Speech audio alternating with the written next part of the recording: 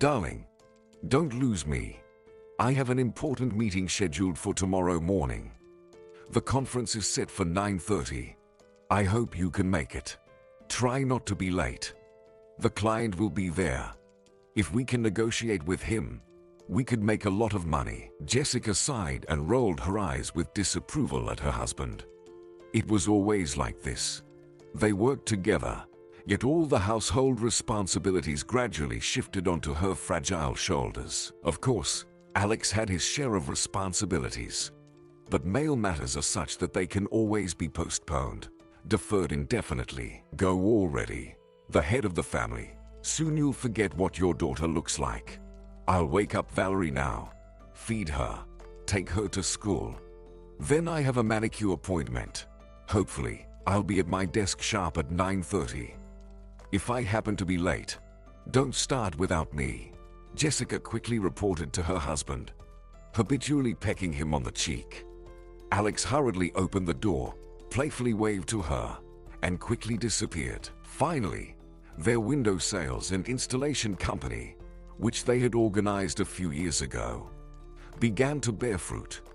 The business into which they had invested a lot of effort and resources was starting to pay off. The main thing was that they became known, and orders started coming in. They breathed a sigh of relief, allowing themselves occasional vacations abroad. On rare weekends, they could indulge in family shopping, spending the whole day browsing through stores, with breaks at cafes or restaurants, and returning home only by evening. The main credit for their peaceful and happy life undoubtedly went to Alex. He practically lived in the office, sometimes coming home only to spend the night. And in the morning, before dawn, he would rush off to his beloved work. Okay, Diana, thank you. I'll come to the office with well-groomed hands now, Jessica said with pleasure, admiring her manicure. She believed it was not only an integral part of the female image, but also an excellent way to lift her spirits. Jessica quickly rose from the table, took out her card, paid at the reception, wished everyone a successful day, glanced at her watch, and realized time was pressing. On the go, she pulled out her keys, opened the car, sat in the driver's seat, and headed to work. Jessica's driving experience was not very impressive. They bought a car out of sheer necessity. When their daughter started first grade, Alex no longer had time to drive her to school and various extracurricular activities.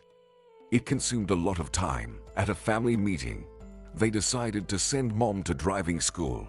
After Jessica got her driver's license, they bought an inexpensive car for her to hone her skills. So, when Jessica forcefully pressed the brake pedal, hearing the sound of a dull impact, she closed her eyes in fear, feeling complete disappointment for once again not living up to the expectations placed on her. Counting to 10, Jessica opened her eyes. Her heart was pounding so hard it seemed to rattle the slightly open window in the car. She tightly gripped the steering wheel, carefully staring at the windshield. She opened and then closed her eyes again. Nothing changed. She got out of the car, just in case, checked the license plate. It was Alex's car. Alex's plates. Such coincidences happen. Miss, forgive me. It's my fault. I was cut off. The girl apologized, running around the car and inspecting a small dent. I've already called my boyfriend. He'll be here soon. It's not my car. He'll cover the repair cost for you. You can trust me. She continued, pleadingly looking at Jessica. Hearing an incoming call, she stepped aside, covered the phone with her hand, attentively listening to her interlocutor's instructions. The girl seems not to be a troublemaker. I'll try to settle it. Don't worry, love, I'll do everything as you said. Our damages are minor. Love you and wait. She looked at the darkened screen of her phone, guiltily smiling at Jessica, who was already dialing the police. Good morning. I would like to report an accident. Yes, a collision. The girl's eyebrows raised in surprise. Confusion appeared on her face. I'm not even on the insurance. Miss, I asked you not to involve the police. I think we can come to an agreement. She complained. unfriendly glancing at Jessica. Without saying a word, Jessica turned around, opened the door, sat in the driver's seat, deciding not to inform anyone and wait for someone to explain this confusing and absurd situation to her. 15 minutes passed. Jessica was already late. The collision happened not far from the office.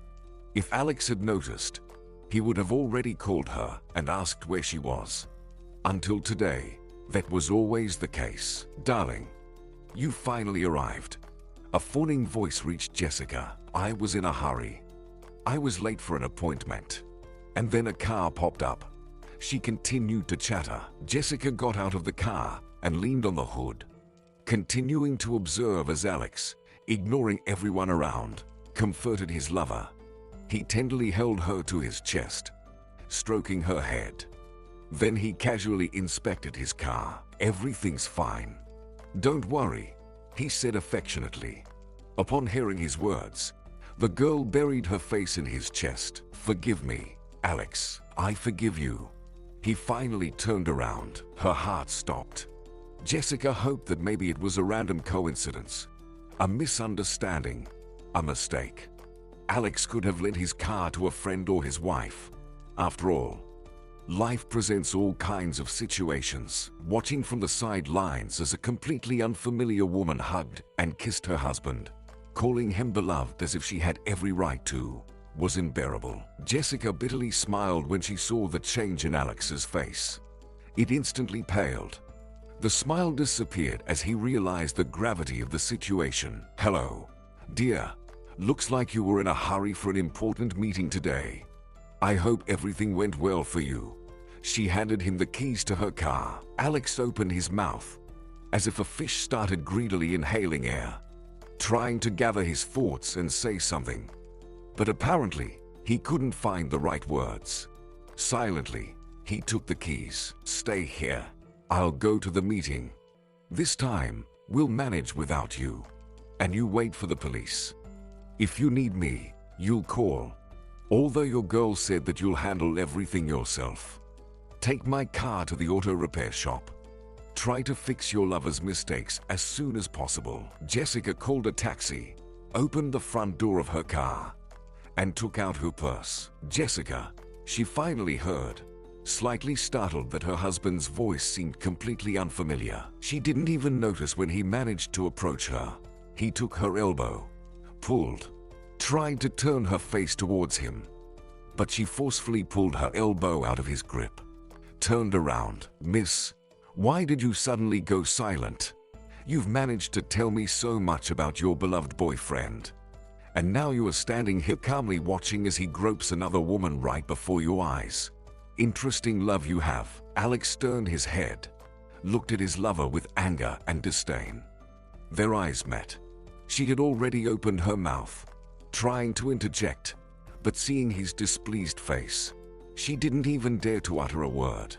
Bowed her head. She remained silent and genuinely watched this fateful encounter. "Why are you silent?" Jessica prodded, trying to start a conversation. "I didn't know. I didn't think." The girl began to justify herself, shrugging her shoulders, not knowing how to behave to avoid provoking more conflict. "And if you knew and thought, would you still have slept with someone else's husband? Why on earth is some unfamiliar girl sprawled on our car? Maybe she's already tried our beds." Jessica addressed her husband. "Enough talking nonsense. Let's wait for the police. Then we'll go to work together. We'll reschedule the meeting for tomorrow." He took out his phone. "No one will reschedule anything for tomorrow. You're not the sole founder of our company. I can also make decisions, and you know it well. I advise you not to anger me." Jessica approached the taxi that arrived at the accident site.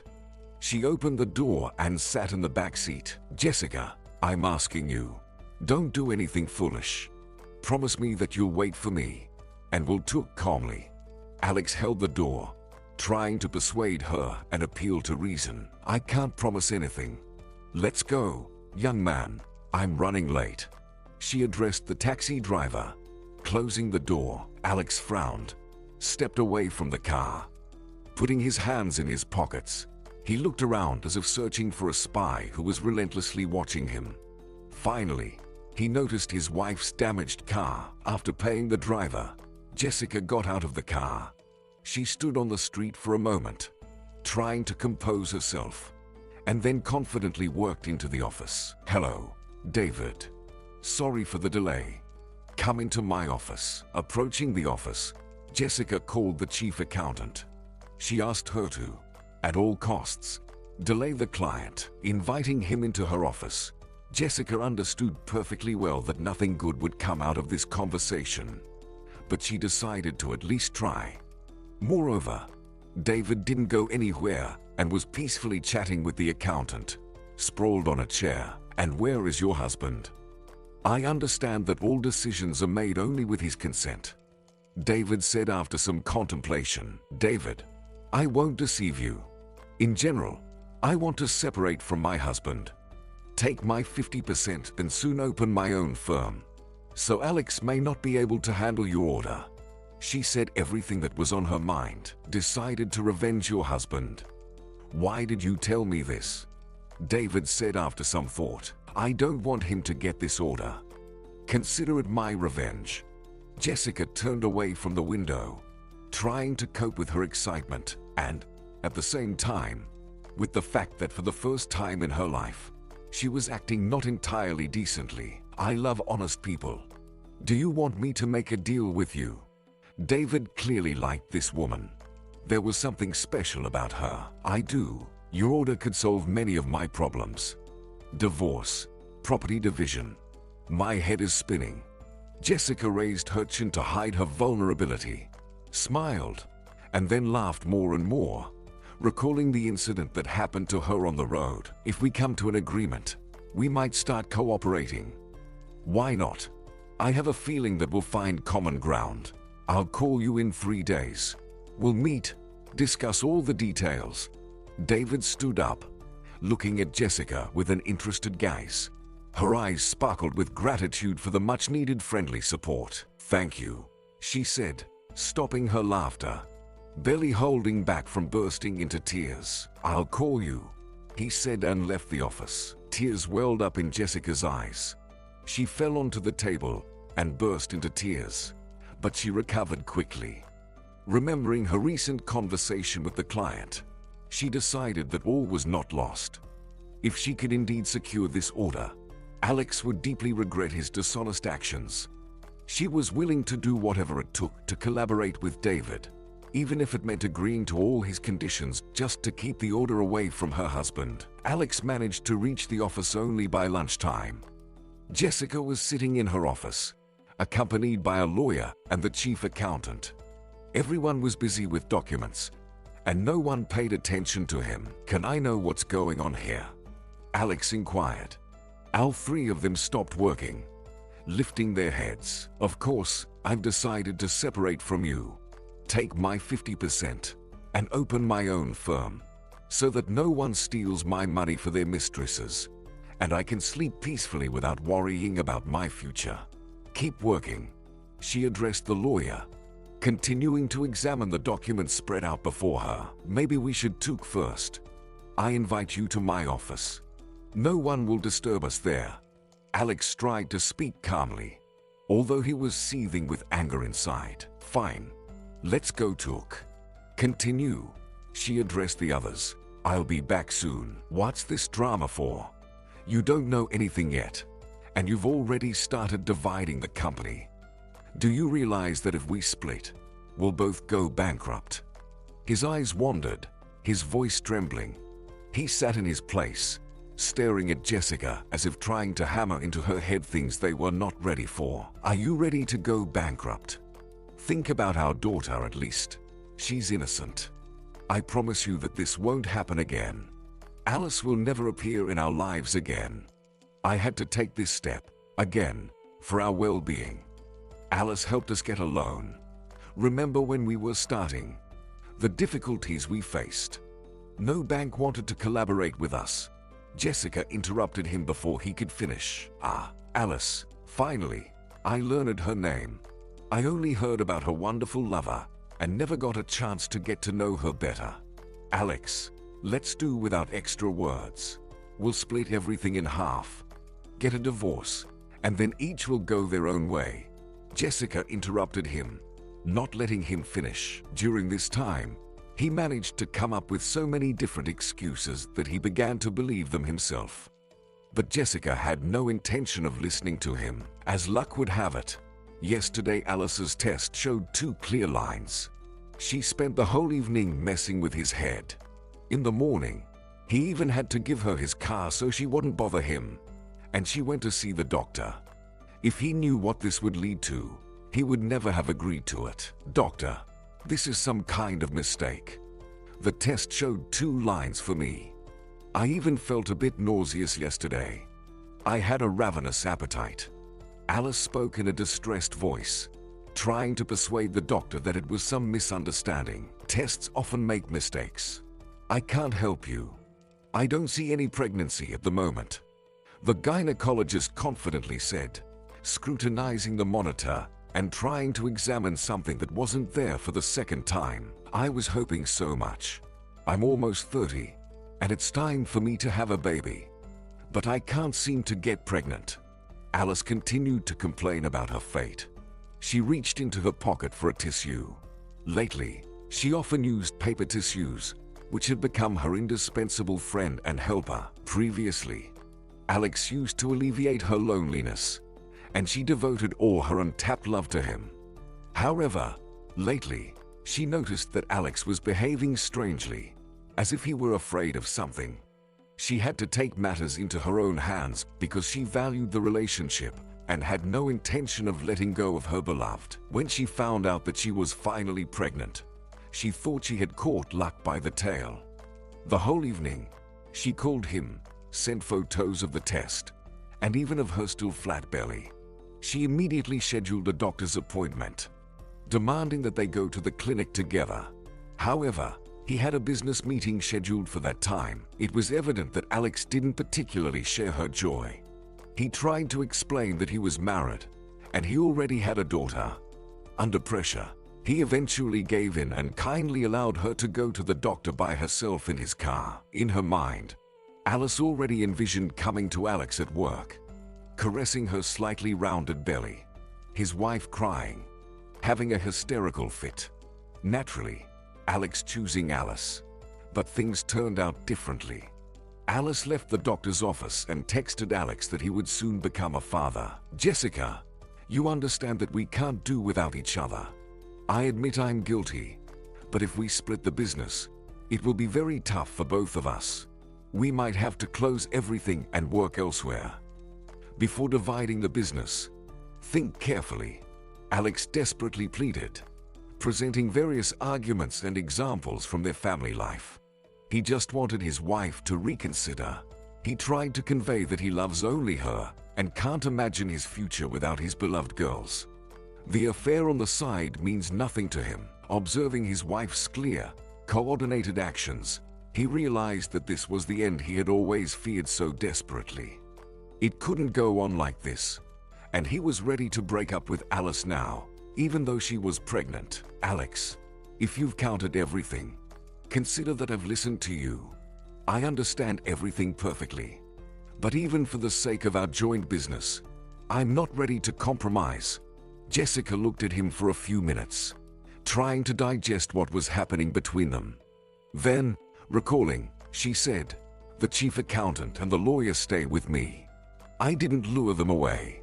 It's their decision." After these words, she left the office, leaving him alone with his thoughts. But Jessica was no longer concerned about his feelings. She had to think first about herself and her daughter, about the challenges they would face without male support. It would be tough, and they might even have to sell the business. But there was nothing she could do. Life sometimes presents new puzzles that are good brain exercises. Alex turned off the car, stepped out into the street. An unpleasant cold wind blew directly into his face. He quickly walked to the bar. He spotted David sitting alone at a table, sipping beer out of boredom. Alex waved dismissively, pulled out a chair, and with a silent nod, invited him to his table. Alex replayed their phone conversation in his mind several times. He couldn't understand anything. It seemed like they had already agreed on everything in advance, and they just needed to iron out some details. He placed high hopes on David.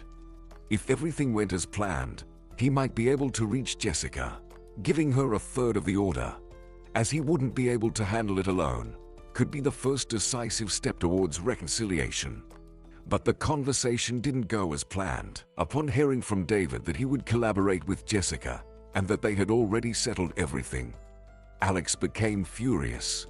Having a few drinks to drown his sorrows, he headed towards Jessica. He opened the front door and, without turning on the lights, stealthily made his way to the marital bedroom. Jessica pretended to be asleep so convincingly that she almost fell asleep for real. With a strong male hand, he grabbed her by the hair, barely holding himself back from hitting her and smearing her against the wall. He raised his hand for a blow, but, at the last moment, thought better of it and slammed his fist onto the mattress. "So, you decided to deceive me, you wretch. Making a deal with David behind my back. Do you know what that's called?" "Hands off," Jessica shouted, experiencing her husband's anger and aggression for the first time. "Do you think you're immortal? People get buried for such things." Alex lost control, yelling throughout the apartment. Alex dragged Jessica out of the bedroom by her hair. Everything happened in a matter of minutes. Jessica didn't even have time to recover, trying to grab his hand to loosen his grip and alleviate the unbearable pain. "Alex, stop it. Let go. What are you doing?"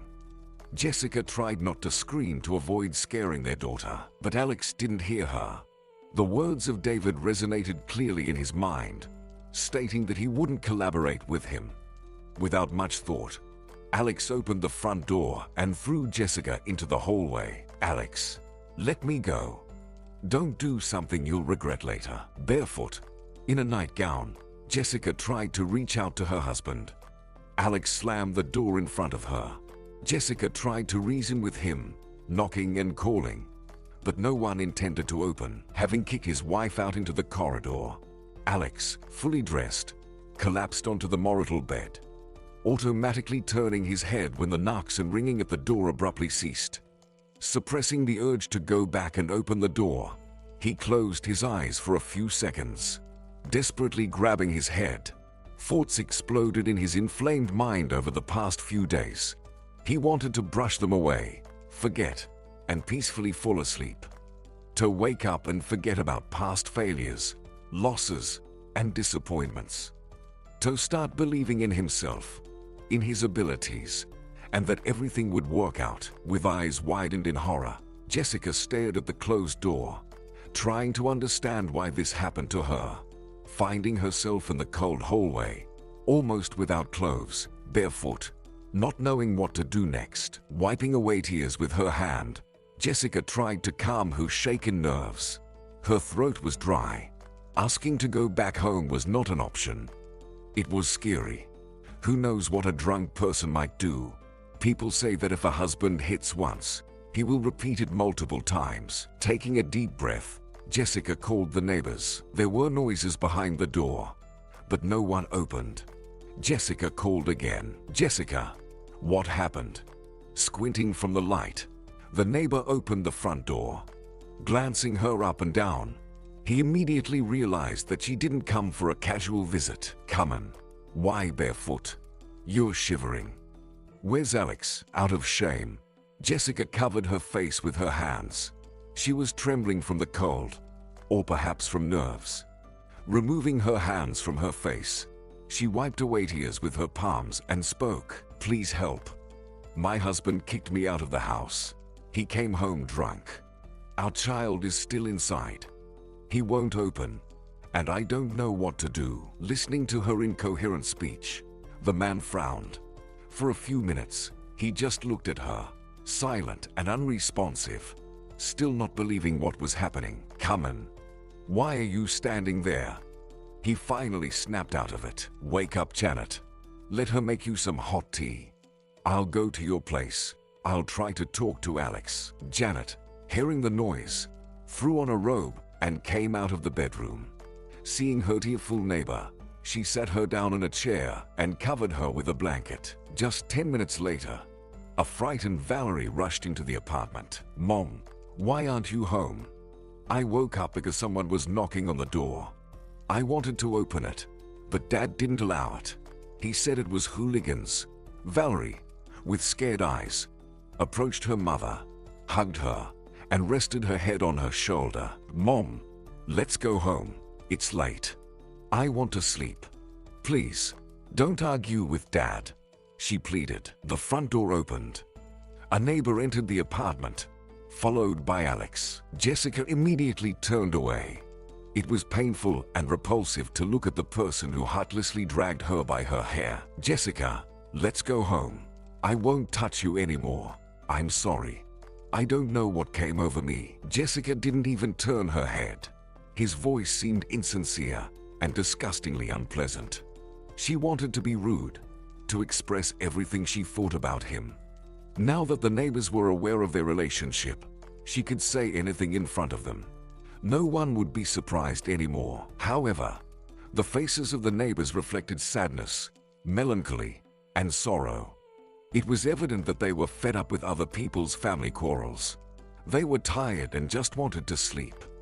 The neighbor looked at Alex, trying to push him toward decisive actions. Alex handed Jessica his keys. "Don't worry. I don't have the keys. Go home. I'm sorry I couldn't control myself." Valerie took the keys from her father, casting a bewildered glance at her mother. Eyes half closed, she didn't delve into the details and didn't inquire why Dad was leaving. Alex left the apartment, took the elevator to the first floor, and pulled out his phone. He contemplated whom to call. Automatically, he dialed Alice's number, mentally blaming her for all his troubles. "Hello, Alex," she hoarsely answered. "Rejoice. My wife kicked me out. Now I have nothing. No home, no wife, no business. Are you happy for me?" He sarcastically remarked. "Darling, that's wonderful. Move in with me. You're paying for this apartment anyway. You have somewhere to go. I'm not coming to you. I'll go to my parents," Alex declared, and went to me. "I need your support now." "Alex, haven't you forgotten that you'll be a father soon?" Alice said offendedly. "Never. Because there will be nothing between us anymore. I've decided that," Alex said, ending the call and adding her number to the blacklist. Jessica took her daughter to school and returned home. Something needed to be done to radically change her life. Filing for divorce was the only option. There was no talk of forgiving her husband and preserving the family. Jessica took her phone and dialed the chief accountant's number. "Lydia, please remember when our company just started and we were applying for a loan. I remember there were significant difficulties." Jessica paused. "Of course, I remember. I prepared the documents." Alex just stamped and signed the necessary papers. Lydia replied. "Do you remember the girl who processed the documents? Alex told me she was a great help to you." Jessica asked. "I remember her very well. If my memory serves me right, her name is Alice." "Yes, exactly, Alice." Lydia provided a detailed description of the girl, explained where Jessica could find her, and offered her assistance, hoping that the girl would remember her and be willing to help again. Jessica thanked her kindly, explaining that she inquired for precautionary reasons. If the need arose, they would definitely turn to this girl for assistance. "Lydia, I'll be delayed today. I need to go and check the premises for our new office. If anything urgent comes up, I'll be reachable on the phone," Jessica said, pressing the disconnect button and leaving the apartment. First, she went to the lawyer recommended by a close friend to initiate the divorce proceedings. After the meeting with the lawyer, Jessica decided to stop by the bank. She spotted Alice immediately upon entering the bank branch. The girl had an unhappy expression while talking on the phone. She glanced at the papers spread on the table, nodded, answered, made notes.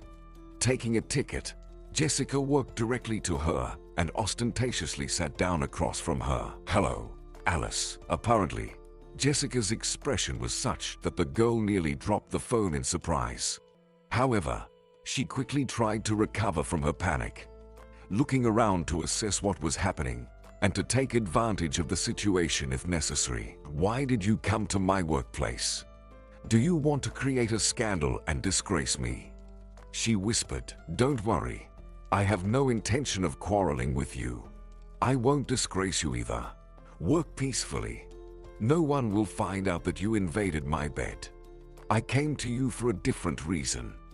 You must be aware that my husband and I are getting divorced. I can delight you by saying that I've already filed the divorce papers. Alex left yesterday, left the keys, but didn't take his things. Jessica spoke with a smile on her face. Alice, on the other hand, looked as if she were about to jump up and leave her workplace immediately. Listening to Jessica, Alice squinted suspiciously, trying to decipher the true motives. She had no desire to get involved in a dispute. She also didn't want to divulge details about her relationship with Alex. I'm aware. Alex told me yesterday that he left home, she said skeptically. There you go. You're informed. It's wonderful when people trust each other. Jessica smirked. Alice's fidgety eyes troubled her. Something was off. But Jessica had no intention of delving into details. You see, he didn't take his things, and I don't want them lingering in the apartment. Perhaps you could provide your address, and I'll send them to you this evening. I promise never to show up in person. How does that sound to you? Jessica asked, observing the reaction of the woman who had come between her and Alex. Alice stared at Jessica for a while, contemplating the best course of action. Should she mention that Alex didn't come home last night? She had blocked his number, and he couldn't reach her. I'm not against it, of course, but I don't know how Alex will react to this, Alice said cautiously. We won't ask him. I'll send the things, and you can figure it out between yourselves, Jessica continued. Seeing Alice hesitate, contemplating her proposal, Jessica took a ballpoint pen in her hand. Her face showed a mix of surprise and doubt. Write down the address. I'll be home after 7. Just keep in mind, get some movers. Let them bring the things into the apartment. Alex may not be home today, and I'm not allowed to lift heavy things. I'm pregnant. Alice spoke with newfound confidence. She wrote the address on a piece of paper and handed it to Jessica. Perfect. Expected after 7, Jessica said, opening her purse, putting the note inside. She stood up, smirked, and, under Alice's watchful gaze, exited the bank. Today, Jessica didn't close her eyes, devising a plan for her new life. She needed to act quickly and calmly. The main thing was to show Alex that there was no turning back. Let him move in with his pregnant lover, his parents, or rent an apartment, anything he pleased. The crucial point was not to disturb them or make Valerie run around at night, hiding from neighbors. Meeting all the client's conditions, she would earn quite a sum. She would promptly pay him compensation for his share of the apartment. The apartment was bought on a mortgage, so the amount wouldn't be too large. Trying to push away thoughts of her dear husband's ugly deeds, Jessica couldn't understand Alex's behavior at all. Instead of trying to mend his mistakes and apologize, he chose to pick fights, concealing the fact that he would soon be a father again. Could such irrational behavior be ignored? No. He would face the consequences for each of his actions. Under normal circumstances, he could have compromised with him, let him earn a bit, and stabilize the shaky budget. But after everything Alex had done, he wouldn't get anything, to say the least. Alex sat in his office, with no rush anywhere. His head was spinning from the overwhelming problems. He worked mechanically, experiencing nervous exhaustion and anxiety about his future. Alex smiled dreamily, recalling how well he and Jessica worked together. While the number of orders might have been small, they were there. And now Jessica took a major order for herself, luring David to her side. And, of all days, Alice had to confuse his mind and, paradoxically, crash into his legal wife's car. He had to constantly restrain her impulsive temper, keep her close to prevent her from doing something foolish and reaching Jessica. Why did he ever get involved with her? His intuition warned him to stay away from this girl. It was time to end it, but Alice was so good at persuading, pleading tearfully to come back. He felt needed, loved, and once again worked where he was immensely welcome. He remembered coming to calm his neighbor down. He explained that if Jessica called the police, it would only make things worse. He felt ashamed of his weakness. He worked home angry but planned to talk. Explained that this wasn't how things should be done. He saw that she wasn't asleep, just pretending. She didn't want to talk because she knew exactly what the conversation would be about. Instead of spitting on everything, falling on his knees, giving her everything she wanted, the main thing was for her to forgive him, to confess his love once again. Alex clasped his head in his hands. A prolonged moan escaped his chest. He took his phone, dialed his wife's number. He was sure Jessica wouldn't answer. He listened to long, tedious rings for a while. He was about to end the call but heard his wife's displeased voice. "Hello, Jessica. Can I come for my things? I promise I'll never touch you again." He gathered all his will, trying to seize any opportunity to get home. To try to talk, explained that he was ashamed of his despicable actions. "I've sent all your things to Alice. Try not to show up at home until the divorce, because I'm genuinely afraid of you." Short beeps sounded in the receiver. Alex listened to the short beeps for a long time. He looked at his phone, trying to digest his wife's words, to control his emotions and bring himself to the necessary balance. Alex dialed Jessica's phone number again, but he couldn't bring himself to press the call button. What would he say to her? Start making accusations again? Ultimately, they would end up quarreling again. Of course, he wanted to ask why she deliberately provoked a scandal, openly showed her disrespect, spoke rudely. Although the answer was obvious, because he was to blame for everything, and as a result, he earned such treatment. Sad thoughts were interrupted for Alex by the ringing of his phone. The cheerful melody signaled that someone needed his attention. He glanced at the screen with a frown. The number was unfamiliar, so he could ignore it. Nevertheless, Alex answered. "Hello, Alex. It's Alice. Why did you block my number? I had to buy a second SIM card. Come over. We'll sort out your things together. It'll be hard for me to do it alone." She began in an offended tone. "I understand." He interrupted her, gazing into emptiness. "There's no need to sort anything out. I'll order a car now. Movers will come, and you'll give them my things. They'll take them to my parents." Alex spoke clearly, almost syllable by syllable, to make himself understood, and to prevent Alice from asking any additional questions. He was not in the mood for conversations, and communicating with her was starting to deteriorate rapidly. "Darling, won't you come? Don't you think you're acting unmanly? You know perfectly well that I'm in a delicate situation. I need your support now more than ever. What's holding you back? Your wife filed for divorce today, got rid of your things. We'll have a child soon. Finally, there are no more obstacles." Alice appealed to his conscience, trying to shame him, protect him from an impulsive act. A picture of Jessica tossing his things into bags, with a satisfied smirk on her face, sending them to Alice, flashed before Alex's eyes. She took pleasure in once again outsmarting her husband. "How did Jessica find out your address?" Alex hissed into the phone. "She came to my workplace today, asked for the address. I gave it to her. You wouldn't want to go to her for every t-shirt. Besides, you're getting divorced." "Did you tell Jessica about the pregnancy?" he asked anxiously. Alice sighed heavily. "Darling, why should I hide it? Do you want me to hide from people for 9 months? I'm a woman too. I want to be loved and cherished. Protect me," she said. "Who asked you?" he asked angrily. "Who asked me? I don't need anyone to ask me. I never hid anything from you. I immediately said that I dream of starting a family with you. No one will love you like I do. You know that yourself. So, come back, my dear. I won't give your things to anyone. Come by yourself.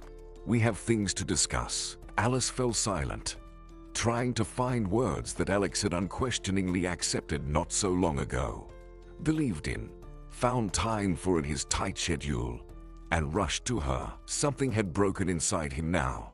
Alice felt it, but she wasn't going to back down.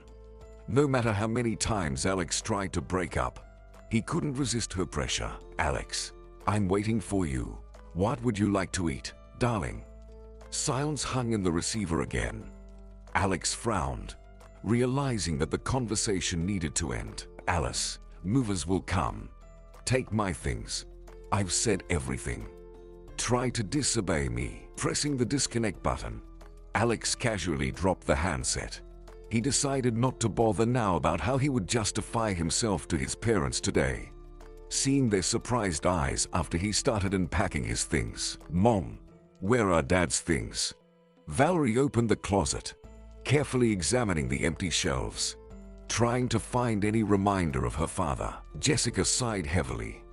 Like any woman facing the feeling of awkwardness and shame for being left, no matter the reason, as her husband chose another. He had hidden it for so long, and now, by a stroke of luck, she learned about his terrible secret. Understanding that their child was old enough to inevitably ask questions about where the father had gone, she would have to tell the truth. Lying would only make her daughter distrust her in the future. "Valerie, Daddy took his things." "Well, I packed Dad's things myself. He has another woman. He will never live with us again," Jessica explained. Valerie lowered her head, wiping away tears that had instantly welled up. "He doesn't love us anymore?" she asked with a sniffle, her tearful eyes fixed on Jessica. "Valerie, don't cry. Daddy loves you. He just stopped loving me. It happens with adults." She wanted to add that another child would soon be born, but she refrained. Let her daughter digest this information first. Hugging Jessica, Valerie wrapped her small arms around her waist. "Don't worry. Everything will be fine with us. We won't disappear." Jessica wiped tears from Valerie's cheeks and affectionately kissed her on the nose, trying to calm herself mentally, so as not to cry along with Valerie. She pressed her lips to her daughter's temple. "I know, Mom. It's just sad that Dad left us. Maybe he'll think it over and come back." Her eyes filled with resentment, her lips trembling, salty rivulets streaming down her cheeks. "No, sweetheart. We need to learn to live without Dad and rely only on ourselves," Jessica said, gently stroking Valerie's head. "Valerie, don't cry. I promise you, Dad will regret it. He'll have to answer for every tear shed because of his fault, for disrespecting those who loved and protected him." Her embrace tightened, and Valerie clung to Jessica as if seeking protection and comfort in her mother's words. She couldn't believe that her father had left them for a completely unfamiliar woman. "When you grow up, you'll understand me. Some actions are unforgivable." Jessica sighed heavily, still feeling guilty for having to explain someone else's actions to her daughter. "I hope you're doing the right thing, Mom," Valerie said disappointedly, trying to force a smile and not wanting to upset her mother, sensing that this decision was not easy for her. "Alex, can you explain to me what's going on? Did you and Jessica have a fight?" "Son, things happen in families. Why move out immediately? You should learn to negotiate with each other," his mom persisted.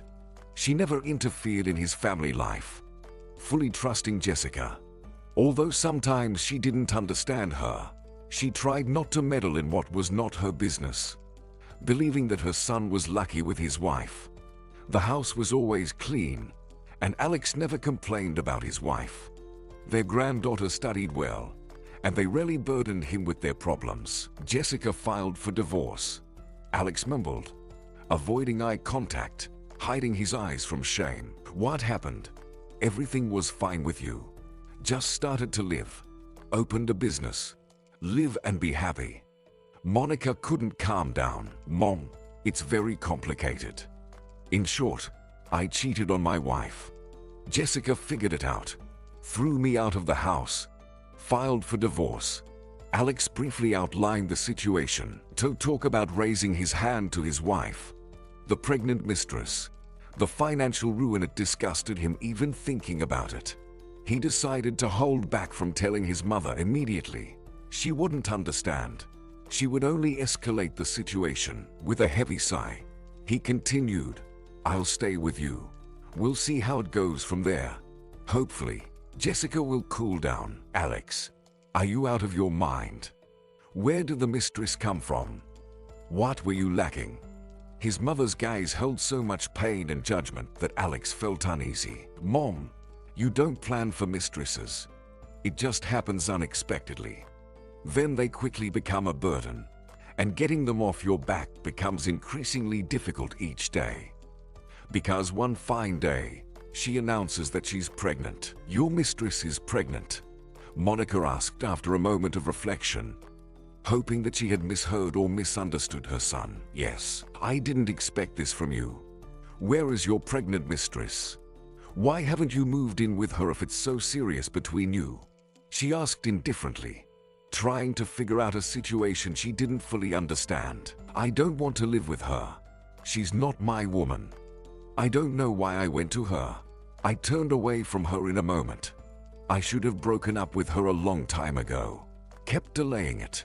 In the end, I lost my family." How easily and simply you see it all. You don't want to live with her. What about the child? You should have thought about it earlier. Jessica won't forgive you. Monica nodded decisively. Alex called Jessica's phone, but she didn't answer. He wanted to arrange to take Valerie for the weekend, spend time with her, go to an amusement center, eat ice cream, just talk to his daughter. He missed her laughter, the conversations that were age-appropriate, which sometimes left him at a loss for how to behave. A month had passed since Jessica rented an office for her business and started working independently. Alex understood that it was difficult for her too. He tried several times to talk, emphasizing that they were not strangers and, for the sake of their daughter, should find common ground. Even if they ended up getting divorced, which Alex feared the most and did his best to delay the legal process, they should try to maintain at least a friendly relationship. But Jessica refused to engage in any conversation. Unable to reach Jessica, Alex decided to call his classmate, Joseph, and invite him to a cafe. Maybe they could come up with something together to avoid complete bankruptcy. Joseph had his own window installation business, and Alex hoped he might share some valuable advice. "Joseph, hi. It's been a while since we talked. How about we meet somewhere tonight?" "Why not? It's been a while indeed. I heard from Jessica recently that you guys are getting a divorce." "You saw Jessica?" An unpleasant feeling pricked Alex as soon as he heard his wife's name. "Of course. Now we'll be working together.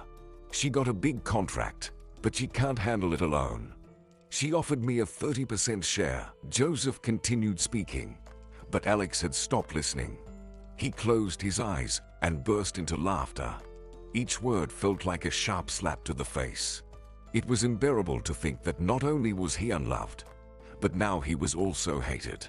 Until they completely destroy him, they won't calm down. "Alex, are you okay?" Hysterical laughter echoed through the phone. Thoughts raced through Joseph's mind, all leading to one conclusion: Alex still loved his wife and was deeply affected. Why did he even mention Jessica offering a partnership? Although Alex would have found out anyway. There were no secrets in this matter. "Everything's fine, Joseph. Don't mind me. I'm just laughing at myself. Jessica took this contract right from under my nose. I found the client, and she lured him to her side. Then, to get back at me, she brought you into the deal." Alex fell silent. Joseph felt a twinge of guilt because Alex was his friend. On the other hand, in business, there were no friends, everyone for themselves. "I didn't understand why Jessica didn't offer you a chance to earn." I asked her that question. She made it clear that if I didn't agree out of pure friendship, she would find someone else, but not you. I gathered that you have significant disagreements if Jessica is so adamant. "I get it. Don't worry. I don't hold anything against you. Good luck, and enjoy working with my wife." Alex cut the call. He no longer felt like meeting Joseph. There was no need to dwell on this topic. If he couldn't reach Jessica, let her work with Joseph, Alex smirked wryly. Putting the phone in his pocket, he headed towards the door.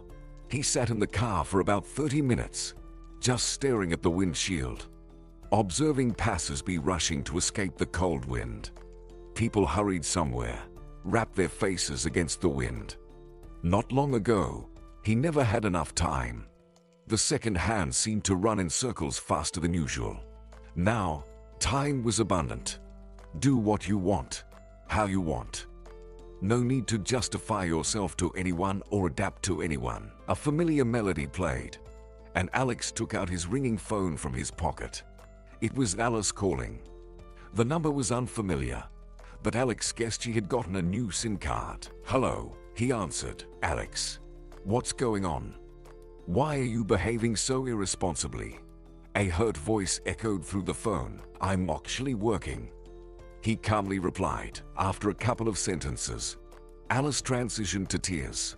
She cried loudly on the phone, simultaneously scolding him for his indifference towards the mother of his future child. Alex barely waited for her to stop crying. "Are you done? I'll be there soon." "We need to talk," he muttered. "I'm at your parents' house," she quickly added before he hung up. "What are you doing there?" Alex inquired, still hoping that Alice was playing a prank on him. He had no intention of involving his parents in their disputes. "I'm having tea with your mom," she clarified, and Alex realized she wasn't joking. He hung up, thinking that Alice would go to great lengths to stay with him. While he avoided direct communication, she decided to involve his mother. Nevertheless, Alice was always persuasive. Even when he had no time, he managed to carve out a moment for her. Apparently, she possessed an exceptional gift of persuasion. As Alex wondered how he could endure these relationships for so long, Alex took out the keys to the apartment.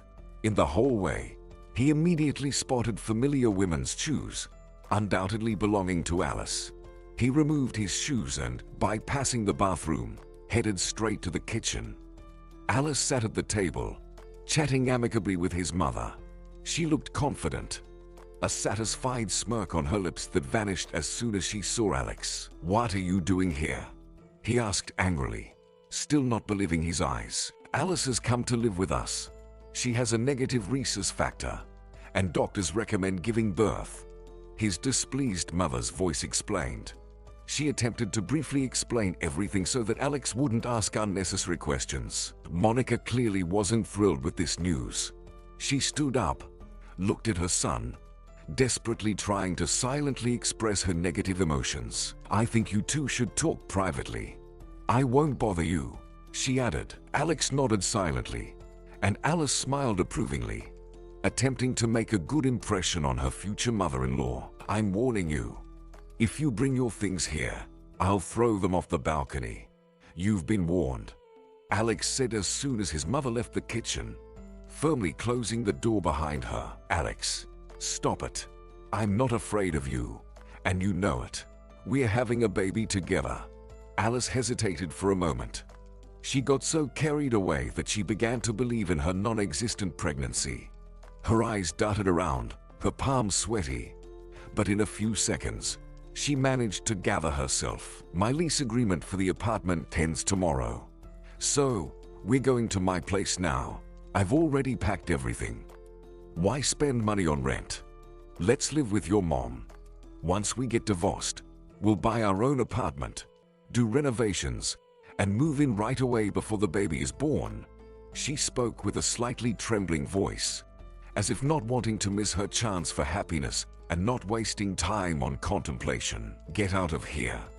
Remember, you'll never live here, never," Alex shouted, approaching her as closely as possible, clearly smelling the scent of tobacco. It was challenging for a non-smoker to hide this smell, especially when the entire wardrobe was saturated with the scent of cigarette smoke. Alice smoked, and Alex never liked it, but he didn't dwell on it too much. "What are you smoking?" he croaked, not believing his eyes. "Can a future mother smoke?" He continued, "Maybe you also drink. Or perhaps you're deceiving me about your pregnancy." Alex froze, scrutinizing her face with evident distrust. The decision came naturally. Tomorrow, we're going to the doctor together. And for now, leave so I don't have to see you.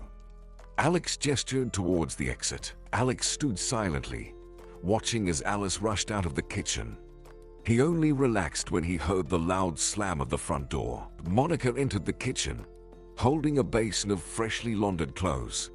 Without saying a word, she sighed heavily, shook her head, and walked past her son onto the balcony. Alex, come here, quickly, she called her son, attentively observing the street. Look, isn't that your pregnant fiancé smoking on the bench? Alex looked down. Alice was sitting on a bench near the entrance, crossing her legs, smoking, and talking on the phone. From the 7th floor, it was challenging to hear the entire conversation, only catching isolated words. However, the gist of the conversation was clear. Alice was looking for a doctor. Alex, dear, are you sure she's really pregnant? His mother asked delicately, trying not to offend her son. I hope not, Alex ironically remarked. We'll find out tomorrow. I think she's now deciding that too foolishly. She believes I'll go to her doctor.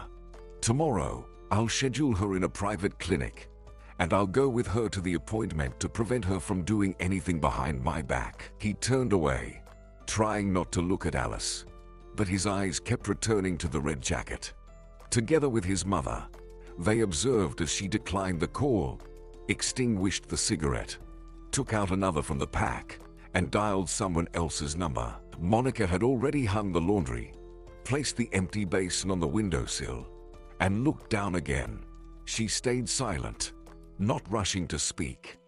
Disappointment was clearly reflected on her face, bordering on fear and horror.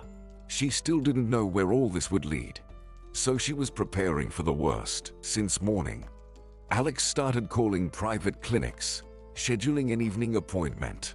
He deliberately didn't inform Alice, planning to pick her up after work and go to the appointment together. Strangely, Alice didn't call him all day, even though he had unlocked her phone in the morning. In the evening, Alex met Alice after work. Alex, where are we going? It's a surprise. The way Alex said it made Alice's heart involuntarily tighten. An unknown unease rolled through her body like a wave. She shook her head, trying to dispel negative thoughts, attempting to regain composure and focus on positive thoughts. Alex, please forgive me. I was really nervous yesterday and smoked. I'm so ashamed. I promise, I won't do it again for the sake of our baby's health. Alice pressed against his shoulder, trying to look into his face. We've arrived. Get out. Alex parked the car near the medical center, turned off the ignition, and silenced the car. Reading the sign, Alice turned away from the window, trying to pull herself together and concentrate. She observed Alex's actions out of the corner of her eye. Unhurriedly unfastening his seatbelt, he spoke. Our appointment is in 15 minutes. Hurry up, dear. We still need to check in at the reception. Enough sitting. Don't you want one of the best specialists to examine you? Let's do an ultrasound right away. Alice was silent. She didn't rush to get out of the car. Yesterday, she spent the whole evening trying to find a doctor who would confirm her pregnancy, but no one agreed to help. Going to the doctor with Alex made no sense. Alice had nothing left to do but confess everything. Alex, I'm not pregnant. I just ask you not to scold me. Listen to me. On that day when I called you, the test indeed showed 2 lines. But when I went to the doctor, the test turned out to be defective. I was very upset. And then the accident. I decided not to tell you anything. You know how much I love you. I never hid from you that I want to be your lawful wife. Alex, believe me, if you marry me, you will never regret it. And we will definitely have children together. Alice wanted to soften Alex, to convey to him how much she loves him and fears losing him. Alex listened attentively, not interrupting, as if trying to understand. You probably should realize that we are no longer a couple. Forget about me. Most importantly, Don't scare my relatives with your visits. My mom was shocked by you yesterday, calculating out loud how many cigarettes you smoked on the bench. Get out, you'll find your way home. I'm in a hurry. I want to visit my daughter. Haven't seen her for a long time and miss her a lot. Alex said each word coldly, not adding anything more. He unfastened her seatbelt, visibly showing that his patience was about to snap. He said nothing more, started the car. 5 minutes later, Alex, in a wonderful mood, was speeding towards the house associated with the happiest moments of his life. The closer he got, the stronger his heart pounded. It was unbearable to remember his disgusting behavior. He desperately wanted to see his beloved girls, although he suspected he might not be allowed in. Out of habit, he searched for his keys in his pocket. He sighed heavily, remembering they were taken away. He pressed the buzzer for his apartment. Yes, he heard Jessica's voice on the intercom. "Jessica, it's Alex. Can I come in?" Silence followed. "Please," he added. "Come in." Alex hurried to open the door, jumped into the elevator, and pressed the button for his floor. He rang the doorbell. Jessica stood before him in a home dress and slippers. Her hair was tied in a ponytail to keep it out of the way. She looked him up and down rudely. "May I come in?" "I missed you," Alex said. "If you have good intentions, then come in. Just so you know, if you raise your hand against me again, I won't let it slide. I don't want to talk to you about work. If you came to appeal to my conscience, it's useless. I left my conscience at the scene of the car accident, deciding to treat people as they deserve." "Jessica, it will never happen again," Alex interrupted. From the depths of the apartment, a child's surprised cry was heard. "Dad!" Valerie looked at her father incredulously, unsure how to behave. She shifted her gaze to Jessica. Seeing her mother's approving look, she hugged Alex with her little hands. Jessica stood aside, watching them and barely holding back tears. Without saying another word, she left them alone and disappeared into the kitchen. "Dad, let's go to Mom. We'll treat you to a delicious pie. Uncle Joseph came yesterday. He brought us a berry pie for tea." Valerie took his hand and confidently led him to the kitchen. Alex quickly took off his shoes, threw his jacket on a puff, and entered the kitchen with Valerie. He glanced guiltily at Jessica. She subtly nodded, allowing him to sit at the table. Seeing the pie on the table, Alex shuddered imperceptibly. The thought of having to eat it made him nauseous. There was a sudden queasiness, a lump in his throat, and discomfort when swallowing. "I can make you coffee," he heard his wife's mocking voice. Jessica always understood him with half a word, and even with a half glance. "If it's not too much trouble," Alex replied. And here is Alex sitting at the table. He holds a cup of freshly brewed coffee in his hands and glances at the berry pie. He felt the urge to ask about Joseph's visit yesterday, but he couldn't bring himself to broach that topic, deciding that, given everything he had done, he had no right to. Moreover, he knew his wife wouldn't feel the need to explain herself to him. At a certain moment, Alex even felt like he and Jessica were back together. There were no misunderstandings, betrayals, demeaning fights, or the division of shared property. "Dad, try the pie. It's so delicious." His daughter's voice distracted him from somber thoughts. "Thank you, sweetheart, but I'm not hungry. I should have stopped by the store myself, but I was in a hurry, afraid it would be too late. Didn't even think about it," Alex replied. Jessica sat across from them, silent. Alex was thankful that she didn't ask him anything. "Dad, will you go with us to the water park on Sunday? Uncle Joseph said he would take his son and us with Mom." "Come with us," Valerie chirped joyfully, while Alex tried to calm down. His daughter's words painfully stung him, and his left hand involuntarily clenched in anger. "Looks like you've become friends with Joseph." Unable to resist, he finally asked. Jessica broke into a smile, demonstratively took a big bite of the pie, well aware that it displeased Alex. She took a few sips of tea with milk. "And what did you expect? You have another woman. I'm a free woman now. Jessica squinted slightly, looking at him with undisguised irony.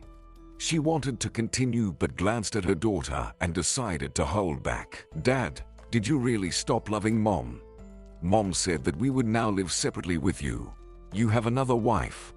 Valerie looked at her father expectantly, fearing she might upset him. But to her surprise, he just shook his head and smirked. He looked at his daughter in amazement, then slowly shifted his gaze to Jessica.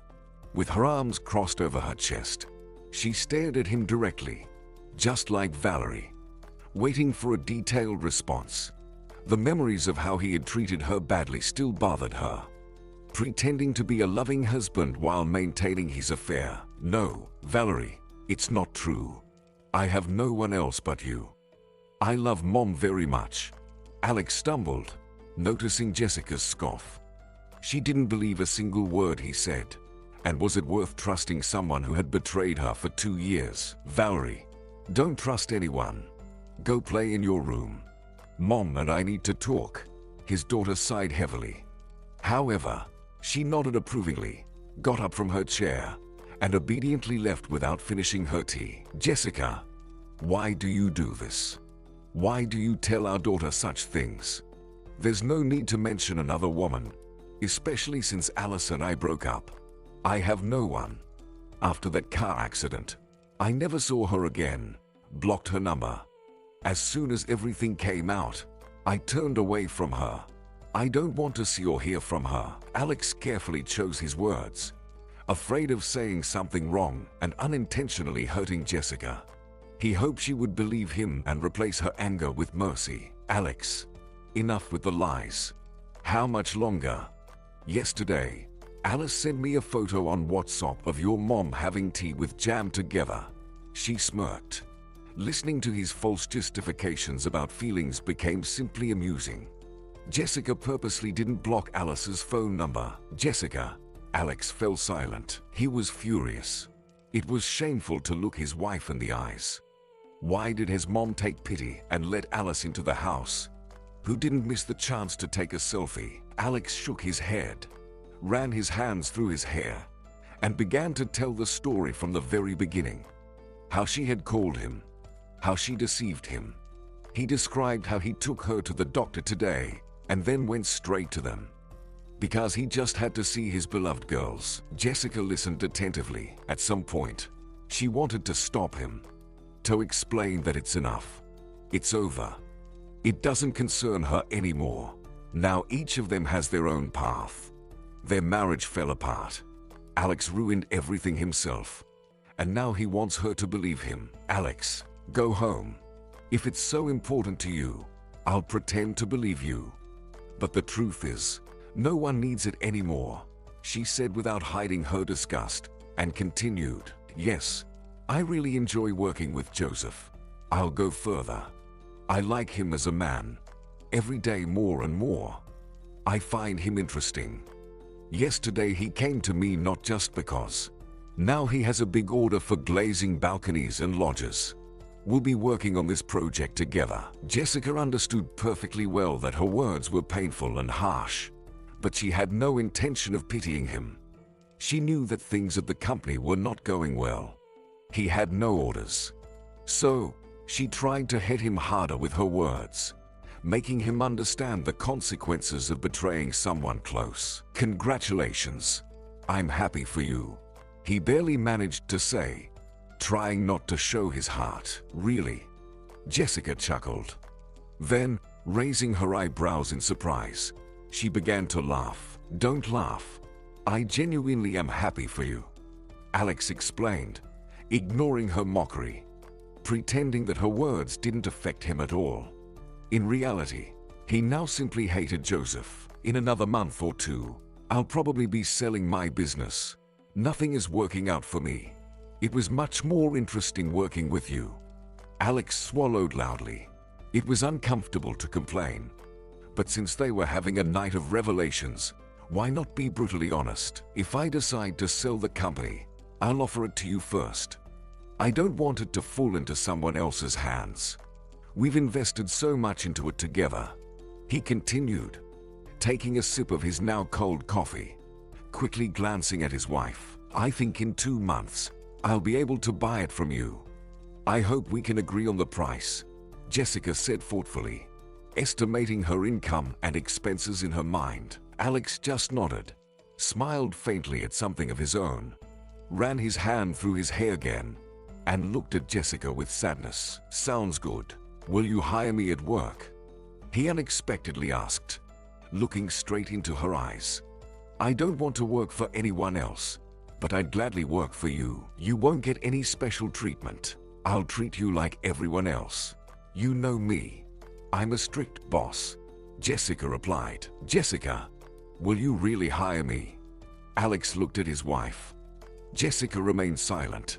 She smirked unhappily, rubbed her forehead with her hand, trying to recall available job positions. She hoped he was joking. She would easily play along with his joke, but it seemed Alex was determined. Let's talk about it later. You haven't sold anything yet, and I haven't acquired anything. She avoided a direct answer, feeling discomfort from the conversation. Alex nodded approvingly, took out his phone from his jacket pocket. A few seconds later, Jessica's phone pinged with a message. Jessica, I transferred child support for Valerie. Jessica checked her phone. Indeed, the transfer had come through. Thank you. For some reason, Jessica felt awkward accepting money from him, knowing Alex's financial situation. But then, thinking about it, she decided that it was his direct responsibility. Once again, she wanted to remind him that he didn't have such problems before. No one controlled him. Alex used to calmly take the proceeds from the joint fund, part of which went to support his mistress. The heart-to-heart conversation dragged on. Jessica wished that Alex would leave sooner. It became tiresome to dwell on the same topic. Alex, it's already late. Valerie needs to sleep. She has to wake up early tomorrow. I think we've long since made our decisions. Tell me, what's going on with you and Joseph? Did you really say he appeals to you as a man? Jessica, Joseph is married. His wife recently gave birth to their second child. Oh, why do you care about their family? You feel sorry for someone else's wife, but you didn't spare your own. How attentive and sympathetic of you. Their kids have a dad who cared about us and our daughter. Where was your sympathy when you threw me out barefoot into the stairwell at night? I know I'm guilty. I know I hurt you deeply. Forgive me. I was just terribly jealous of you and Joseph. That's why I brought up his wife. I always feared you finding out about Alice. Think what you want. But for me, it was important to keep our family. Wonderful. She smirked in response. You were afraid, but still went to her. Well done. What was so enticing about her? Jessica looked at Alex again. Her face expressed a desire to crush him to powder, to trample him like an annoying bug. I don't even want to talk about her. I'm more concerned about your close friendship with Joseph, because I don't want you to make the same mistake. I don't want you to feel used. After all, he'll never leave his kids. Alex sighed heavily, realizing that the conversation didn't go well. Guiltily lowered his head, stood up from the chair, hesitated for a moment, as if questioning whether he did the right thing. Jessica also stood up. She didn't wait for Alex to take the first step. She immediately headed to the hallway, starting to unlock the front door. Valerie ran out of the room. Dad, are you leaving? Maybe you'll stay overnight with us today. She mumbled resentfully, staring at her father, ignoring Jessica's surprised expression. Another time, sweetheart. Today, Mom got mad at me. He squatted down, hugged, and kissed her on the cheek. Our court hearing is coming up soon. I want you to know, if you really want to divorce me, I'll agree. I'm strongly against it, but I'll do what you want. Let us be divorced by mutual agreement. Since I annoy you so much. Alex hoped that Jessica wouldn't rush, would appreciate his efforts. After all, he was willing to do anything for her and their daughter. That's fine. I hope you won't change your mind and take back your words, Jessica replied. Alex kept his word. Less than a month passed, and they walked out of the courtroom as complete strangers. A year went by. Alex still couldn't cope. Running a business on his own turned out to be beyond his abilities. Ironically, in the 3 months he managed to hold on, clients seemed to intentionally avoid him. People came, inquired, had measurements taken for free, and received necessary calculations. Despite enticing offers, giveaways, people left promising to think about it, disappeared, and never returned. Everything went completely opposite to what Alex had planned. 3 months later, Jessica bought his company. Just a few days after the property purchase, her father passed away. She had no time to run the business, funerals. Then her mother fell with high blood pressure. Jessica didn't know where to start. As much as she didn't want to hire her ex-husband, she had to, with the warning that there would be no special treatment. Alex was happy about it. Jessica moved her mother to her apartment. Visiting her every day was inconvenient. Fortunately, Alex didn't pressure her. They were divorced, but Jessica hadn't paid him for the apartment, although the amount wasn't very large. But first, she bought his company, then the funerals, collecting the necessary amount, one thing after another. Alex wasn't rushing her. He lived with his mother, made the initial mortgage payment, hoping that fate was dealing with them this way. Jessica had no one. If she had a new man, he would notice immediately. Alex kept a close eye on his ex-wife's life, understanding her mood and what was happening in her soul with just a glance. Alice would drink and immediately start calling Alex, complaining about her fate, crying, blaming him for ruining her life, saying that she dedicated the best years of her life to him, still loves him, waits, and hopes that Alex will reconsider and come back. Sometimes Alex simply didn't answer the phone. Sometimes, out of boredom, he engaged in conversation, but he had no intention of meeting Alice again. Remembering how hard he had to break free from that relationship, and how skillfully she manipulated him with sophisticated lies. Deep down, Alex still hoped that Jessica would look at his exemplary behavior, change her mind and take him back, especially now, when so many troubles had befallen her, and Alex was always there. He helped as much as he could. Jessica didn't refuse the help, and she was even grateful for Alex's sympathy. Today, Jessica's mother was feeling a little better. Jessica left her at home and went to work. After her father's death, she rarely appeared there.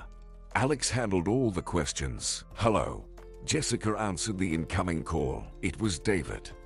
After he helped her, extended a helping hand, signed a contract with her for a decent amount, and gave her an opportunity to earn, they remained on good terms.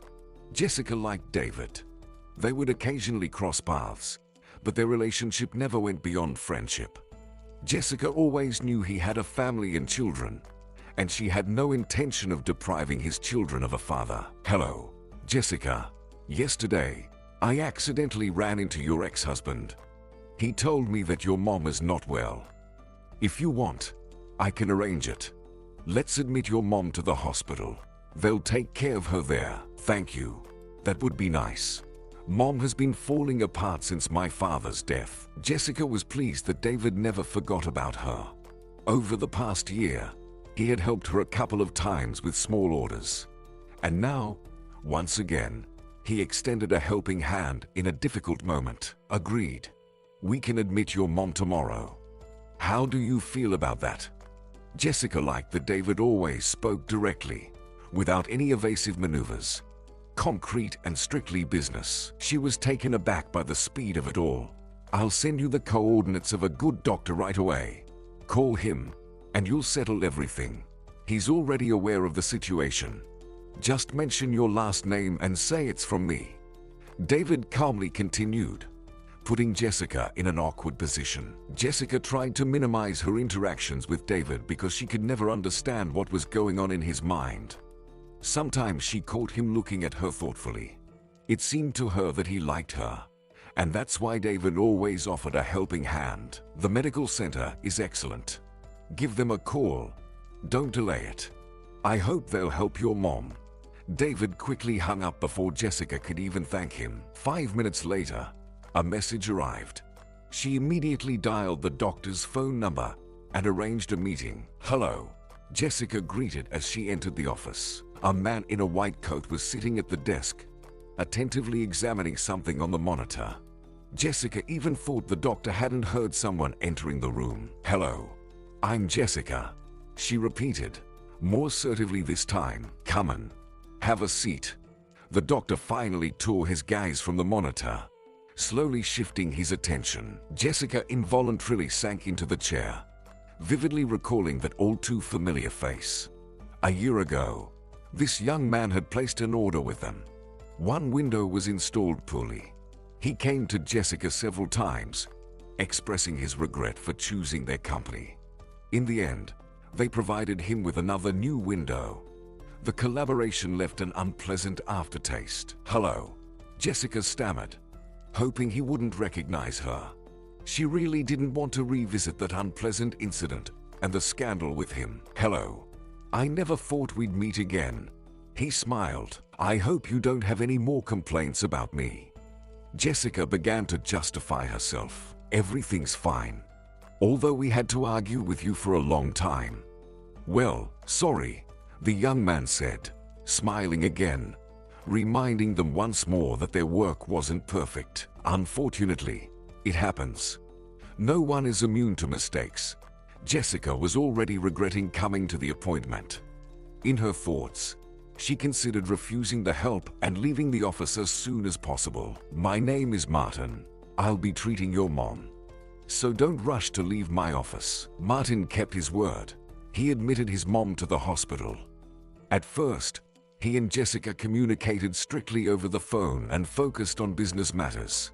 Gradually, their relationship evolved unnoticed into a romance, and a love affair blossomed between them. Learning about this, Alex was furious. Thoughts of Jessica having a new man drove him insane. Alex had no intention of sitting still and waiting for his ex-wife to remarry.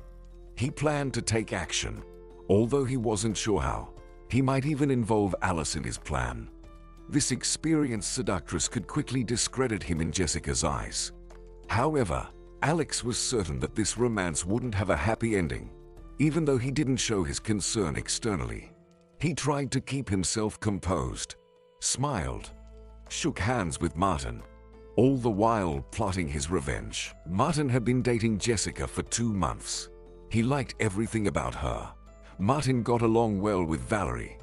They quickly became friends, strangely finding common ground. However, he wondered how his mom would react to the news. Martin didn't know, but he assumed it would hit her hard. His mom wanted him to get married and give her a long-awaited grandchild. Barbara was very surprised when she retrieved a letter from the mailbox without any stamps or return address. Turning it over in her hands, she opened the envelope and began reading the neatly printed lines on the computer. Initially, she thought someone had simply made a mistake with the address. Then she thought someone was playing a prank on her. But the facts presented by the well-wisher in the letter spoke otherwise. Barbara rushed home, closed the door, and, trying to catch her breath and not go crazy from what she had read, sank onto a puff. She needed to talk to someone urgently, seek advice. She grabbed the phone and dialed her sister's number. "Margaret, you can't imagine what's happening. I don't know what to do. Martin is dating a woman." She began to convey the contents of the letter to her sister incoherently. "Barbara, that's a good thing. Martin should settle down already. It's time for him to stop being a bachelor. Almost all his classmates have children," Margaret said affectionately. Upon hearing her sister's words, Barbara snorted loudly. Involuntarily shedding a tear, she began to lament. "This woman has a child, 8 years old. She was married before. It's only been a year since her divorce. See how cunning she is, barely divorced, and she's already caught Martin. A businesswoman, works with windows. She's 2 years older than Martin." Silence fell on the line. Margaret shook her head several times, grinding what she had heard. The news was not exactly cheerful. "Why are you silent? We need to do something." I don't need someone else's grandchildren, Barbara insisted. Margaret, maybe you can talk to him. You're still a candidate of medical sciences. He listens to you. Barbara began to try to sway her sister to her side and enlist her support. Barbara, you're so upset. As if he already proposed to her. Martin is not such a fool as to marry a woman with a child. Margaret began to reason aloud. She felt sorry for her older sister. Barbara began to read the letter aloud. Listen, Margaret, I didn't notice it right away. The address and the name of her company are written here. Maybe I should go to her workplace. What do you think? Of course, you can go. But how will Martin react to this? Margaret didn't openly approve of visiting Jessica, but she also didn't see anything wrong with it. Perhaps, after talking to this girl, Barbara would change her opinion about her. No, Margaret, I won't leave it like this. Tomorrow I'll go to this lady's workplace. Let her not think that I'll give up my boy without a fight. Barbara cried again. Good luck, Margaret sighed. Just be more careful. Life slowly began to improve. After the hospital, Mom started feeling much better. Her appetite returned, as did her mood. Jessica spent more time at her workplace. Mom, packing her things, moved back home, especially since her daughter had a new boyfriend, and Mom really liked him. The mere thought of Jessica's chosen profession as a doctor warmed her heart. After being treated in the hospital, Mom gained even more respect for Martin. The relationship with Martin was progressing rapidly. It hadn't been 2 months, and he already occasionally stayed overnight at Jessica's place. Everything happening in her life right now, Jessica definitely liked. She found herself thinking that with someone like Martin, she would happily shape her future. Hello, a pleasant and well-groomed woman entered her office. She gave the impression of a sensible and thoughtful lady. Hello.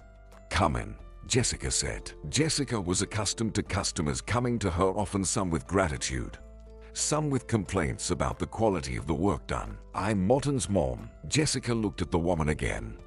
A sense of unease stirred in her chest. Her face revealed that the conversation would be long and not very pleasant. Looking her straight in the eyes, Jessica felt an unpleasant premonition that she tried to dismiss, but it lingered. Please, have a seat. As I understand, our conversation will be long and challenging. Jessica sighed, putting aside some documents. Your name is Jessica, right? She asked. Jessica silently nodded. My name is Barbara. I'm Martin's mother. Jessica, don't think I'm heartless or arrogantly behaving. No, I'm an ordinary woman, a mother who worries about her child. Jessica just sat at her desk, looking at her, trying to decipher the purpose of the unexpected guest's visit. Suddenly, Barbara felt uncomfortable in Jessica's presence. She felt out of place. But it was too late to retreat.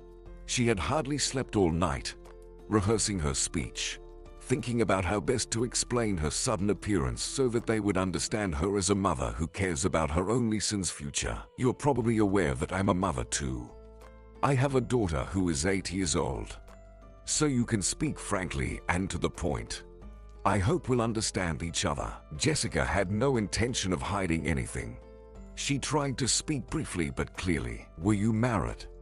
Barbara asked, surprised, just to keep the conversation going. Yes, I'm divorced. Jessica immediately guessed where she was heading. Martin had warned multiple times that his mom was a very complicated person, and getting along with her would be very difficult. Jessica, I can see that you're a good person. Barbara paused, not hearing words of approval.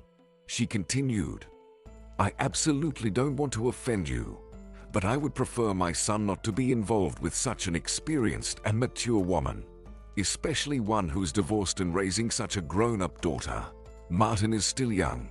He will have his own children. Jessica remained silent. Perhaps, as a mother, she understood Barbara's perspective. However, at the moment, she had no idea how to handle the situation correctly. Justifying and defending herself seemed pointless. Barbara was determined, and trying to persuade her was futile. Barbara spoke calmly, decisively, without rudeness or aggression. She simply shared her thoughts. And if these words were not directed at her, Jessica might have even felt sympathy for this woman and pitied her. Jessica, think about my son. Martin is captivated by you. I understand that. You are an intelligent woman, especially since you've been married before. Barbara emphasized, I really want a granddaughter, but my own, without blood running through her veins. She painfully struck Jessica's pride. Unable to control herself, she continued, to be honest, I wouldn't want a daughter-in-law like you.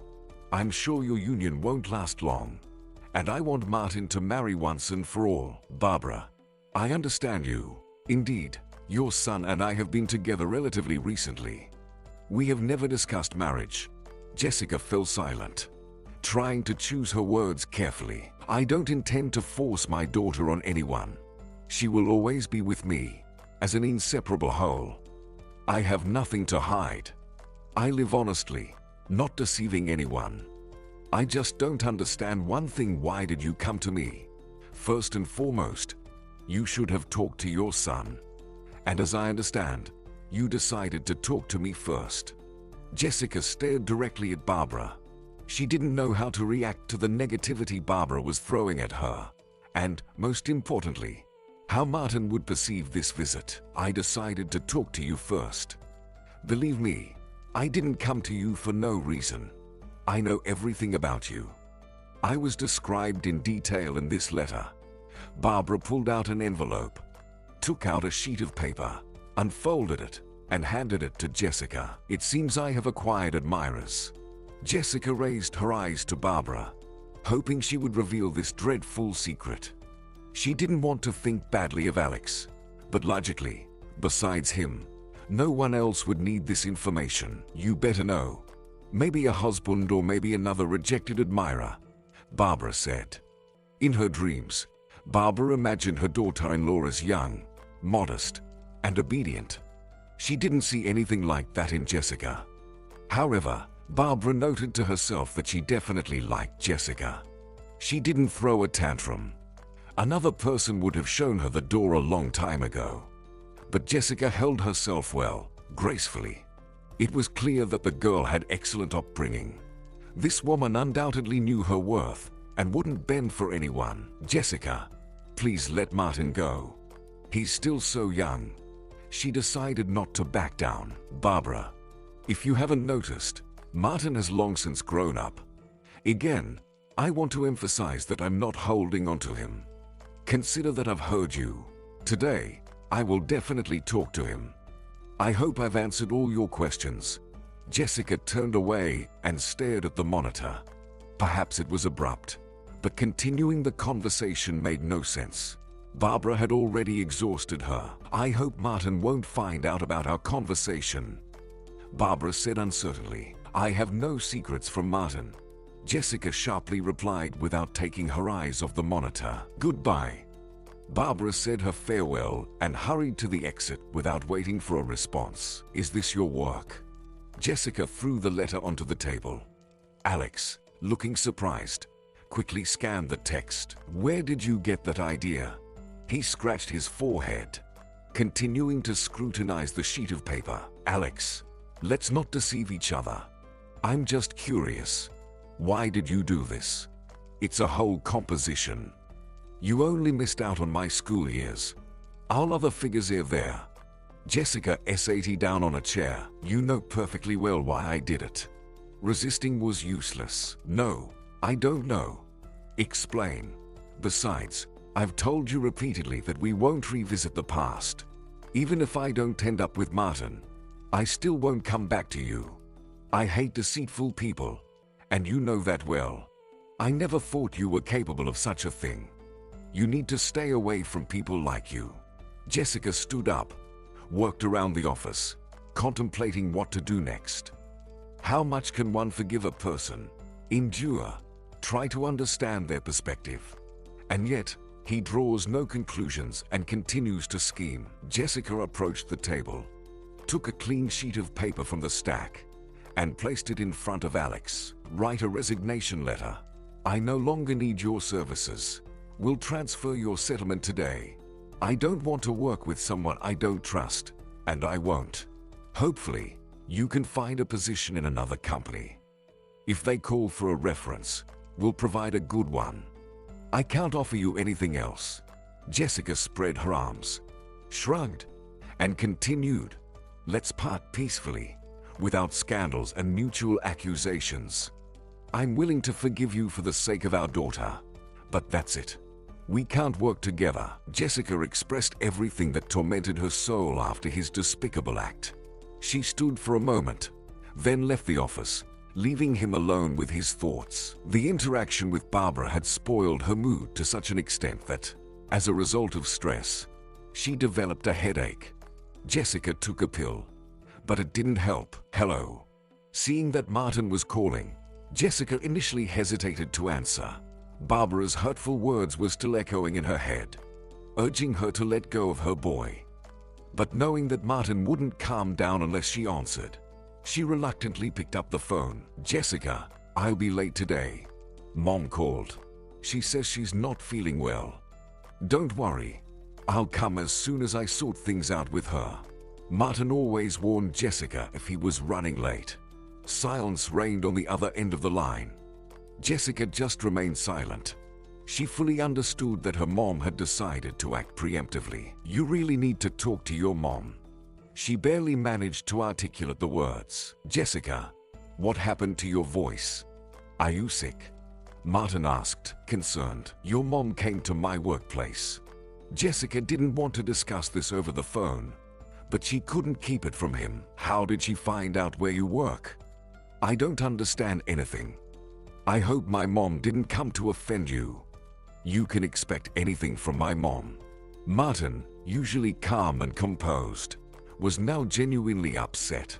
He least wanted his mom to interfere in his relationship with Jessica. "She will tell you everything herself." Our conversation was long, and frankly, not very pleasant.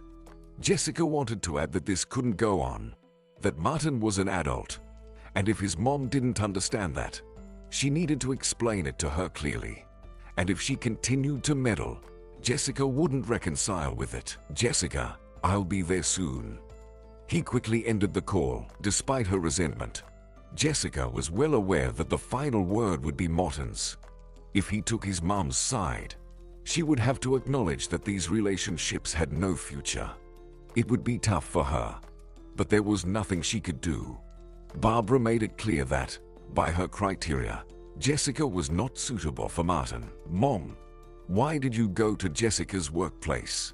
Martin began to reprimand his mom without even closing the front door.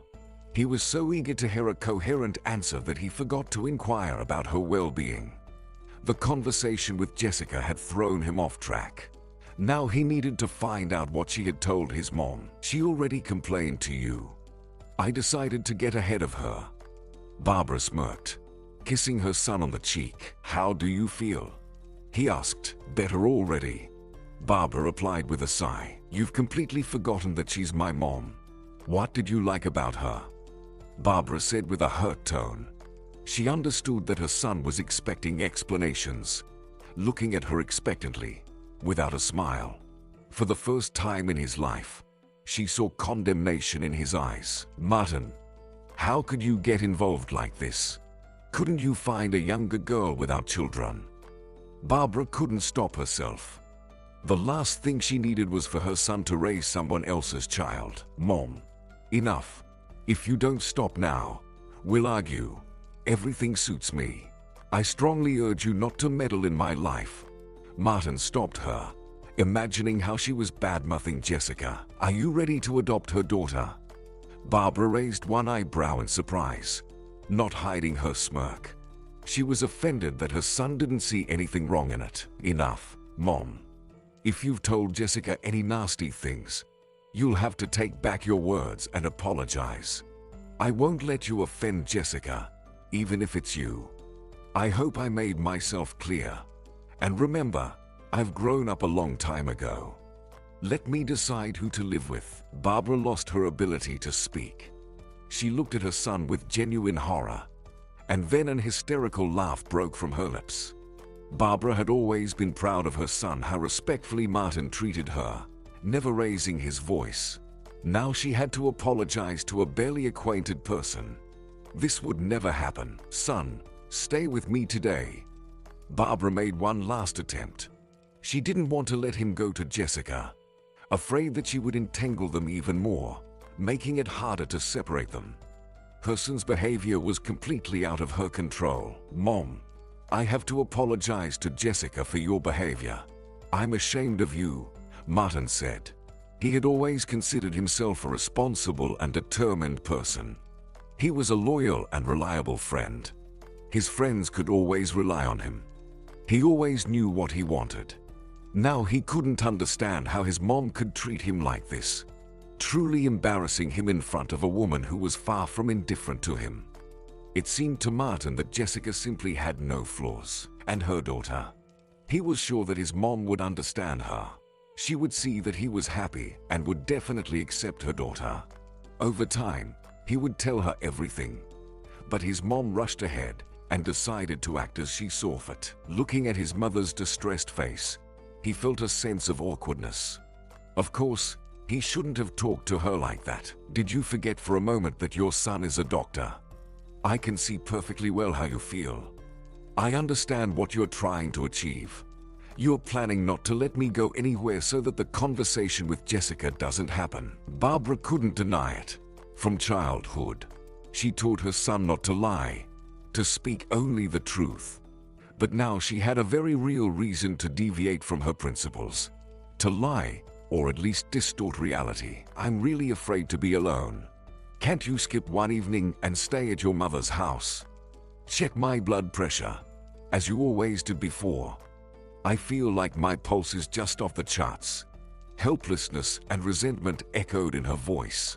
She wanted, by any means, to achieve understanding, to start a conversation, touch on the topic that her son consciously avoided. Fine. Let's measure the blood pressure now. Mom, but I warn you, I'll still go to Jessica. Don't you understand that I need to talk to her, to reassure her, explain that I'm already a grown man and can make decisions on my own? You put me in an awkward position in front of a girl who means a lot to me. Martin tried to speak confidently, carefully choosing his words. There was a lot he wanted to say, but he feared saying too much, so as not to really raise his mom's blood pressure. He had already made an effort to explain to her clearly that she was wrong, and no one would tolerate her actions. That's enough. Thank you. Barbara snorted in response. How haven't you found a companion with 3 children yet? She mumbled, making sure her son heard it. Mom, keep your opinion to yourself. There's no need to express premature conclusions out loud. I really like Jessica. Thank God she only has 1 child. But if she had 3 children, I think that wouldn't have stopped me. Everything is clear with you. Go.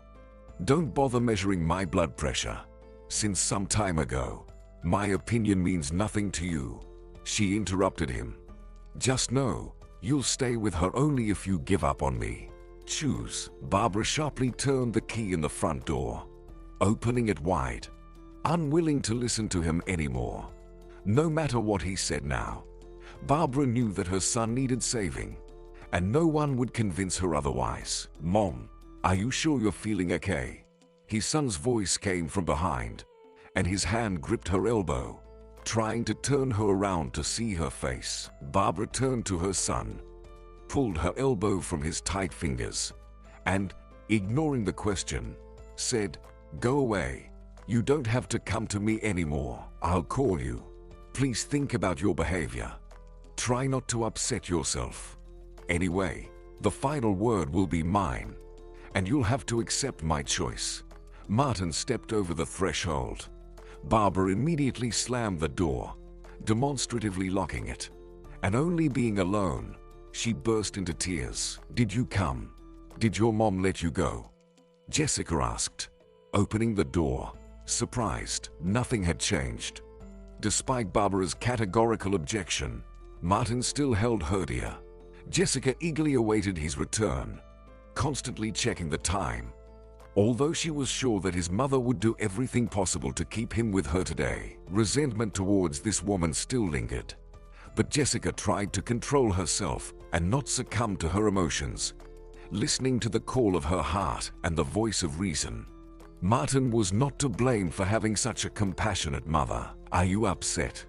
Martin whispered, casting her a guilty look, glancing around to ensure that no one could overhear their conversation. Jessica silently stepped aside, letting Martin into the apartment, rejoicing in her heart that he had still come. "Maybe Mom is right. As a mother, I understand her." Barbara rushed to justify Jessica. "No matter how hard you try, you can't be good enough for everyone. I'm sorry for her. I don't share her point of view, and no one will convince me otherwise. I need you. I knew my mom wouldn't like our union, but dating someone she approves of is just ridiculous. It will never happen. I want to be with you. I made it clear to my mom," Martin said seriously, carefully observing Jessica's distressed face and trying to lift her spirits a bit. "Martin, this is your mother's opinion. She's determined. Of course, it's unpleasant for me. According to her, I've latched onto you like a dead grip." Jessica abruptly stopped, continuing to scrutinize Martin, assessing the situation and wondering if it was worth continuing to talk about what deeply troubled her, but decided not to stop. "I want you to go home tonight and think it over, whether we should continue seeing each other.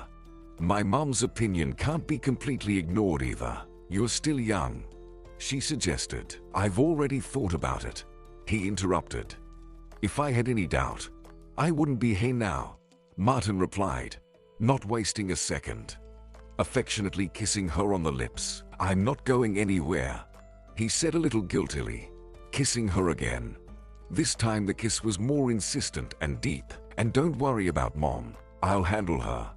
We have each other, that's the main thing. Everything else will learn. Achieve." "Margaret, what should I do?"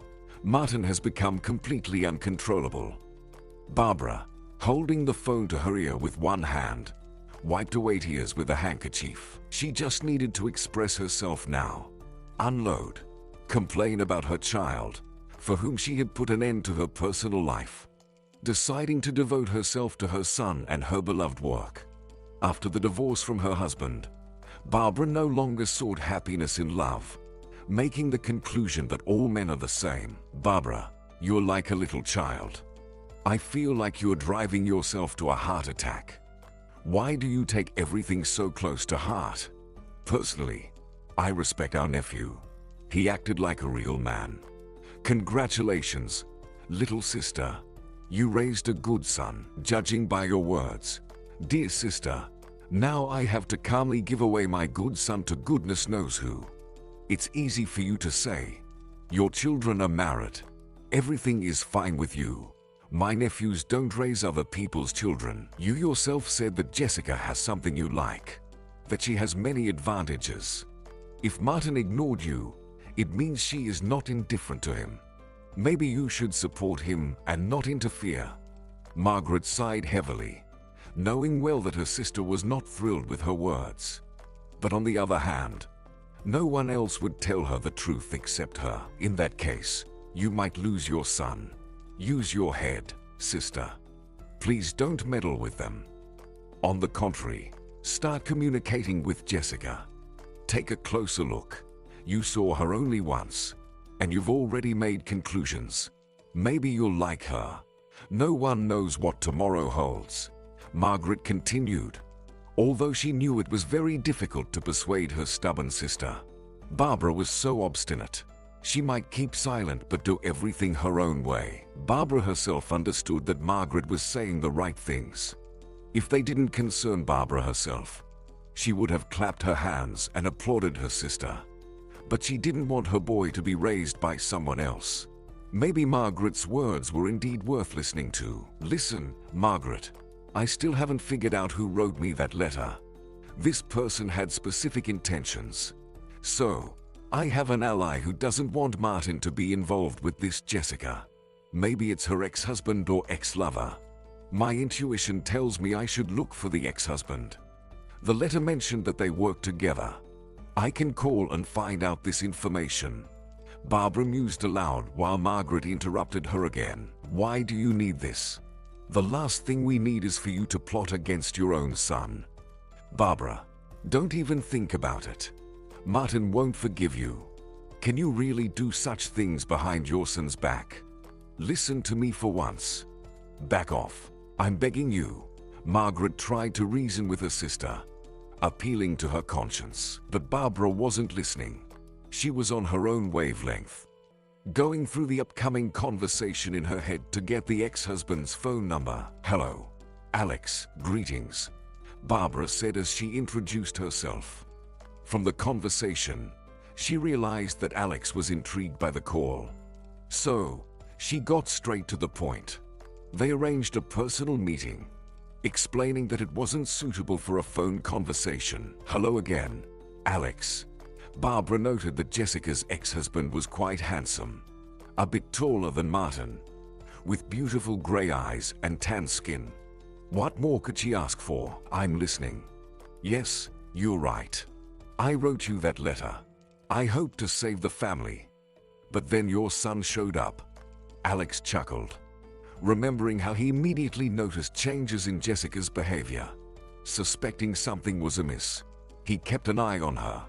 It forced him to take appropriate measures. Do you want Jessica back? Barbara asked directly. Yes. I don't want my daughter to be raised by a stranger. Valerie has a biological father, and I'm willing to do anything for my child. Alex replied determinedly. Alex, I understand you very well. I also don't like the idea of your ex-wife burdening my son with her child. I apologize for being blunt. I understand that Valerie is your daughter, and perhaps I'm not expressing myself quite correctly. But that's how I see the situation. Barbara watched her interlocutor closely. Seeing interest in his eyes, she gained confidence and began expressing her conclusions without holding back. Do you have a specific proposal for me? I don't even know how to react to your words. The thing is, thanks to this letter, Jessica fired me. I didn't expect you to show her that letter. She figured me out right away. Now I'm unemployed. Alex spoke calmly. He was, of course, angry with Barbara, but at the moment, he saw her as an ally. Perhaps together they could come to an agreement, resolve the issues, and lead them to a separation. I'm sorry, Alex. At that moment, I wasn't thinking about you. My main goal was to convey to your ex-wife not to count on my son. Maybe we should have met with you much earlier. Barbara only now realized what an irreversible mistake she had made by showing Jessica's letter and betraying Alex. She definitely liked him. He gave the impression of a very sensible person. No big deal, reassured Alex. He took the menu in his hands, carefully scanned the list of dishes, and then looked up at Barbara, breaking away from his task. Do you have a specific proposal? He asked with interest. Not yet, but if we stick together, we can come up with something. In the end, we can find the most optimal solution to our problem. Responding to her interlocutor's question, Barbara followed Alex's example. She picked up the menu and began to carefully peruse it. Have you already made your choice? Barbara heard. Alex set the menu aside, gesturing to the waiter who stood near the bar, observing them for a while. Suddenly, a chair was pulled out next to Barbara. She looked up, managing only to chuckle and gaze at Alex in surprise, as if seeking protection from him. However, Alex maintained silence with a stoic expression. Next to the table stood Martin, holding Jessica's hand. Like a gallant cavalier, he pulled out a second chair. Jessica, take a seat. Martin pointed with his hand to the empty space next to Barbara, while he settled next to Alex. Mom, have you decided to follow in my footsteps and get yourself a young lover? Congratulations. Excellent choice. He sneered, settling in more comfortably. Alex felt like an ominous fate was hovering over him. He couldn't explain what was happening in any other way. How could he forget that this was Jessica's favorite cafe? They used to drop by here almost every week. They brewed delicious coffee here. Barbara was initially taken aback, but quickly regained her composure.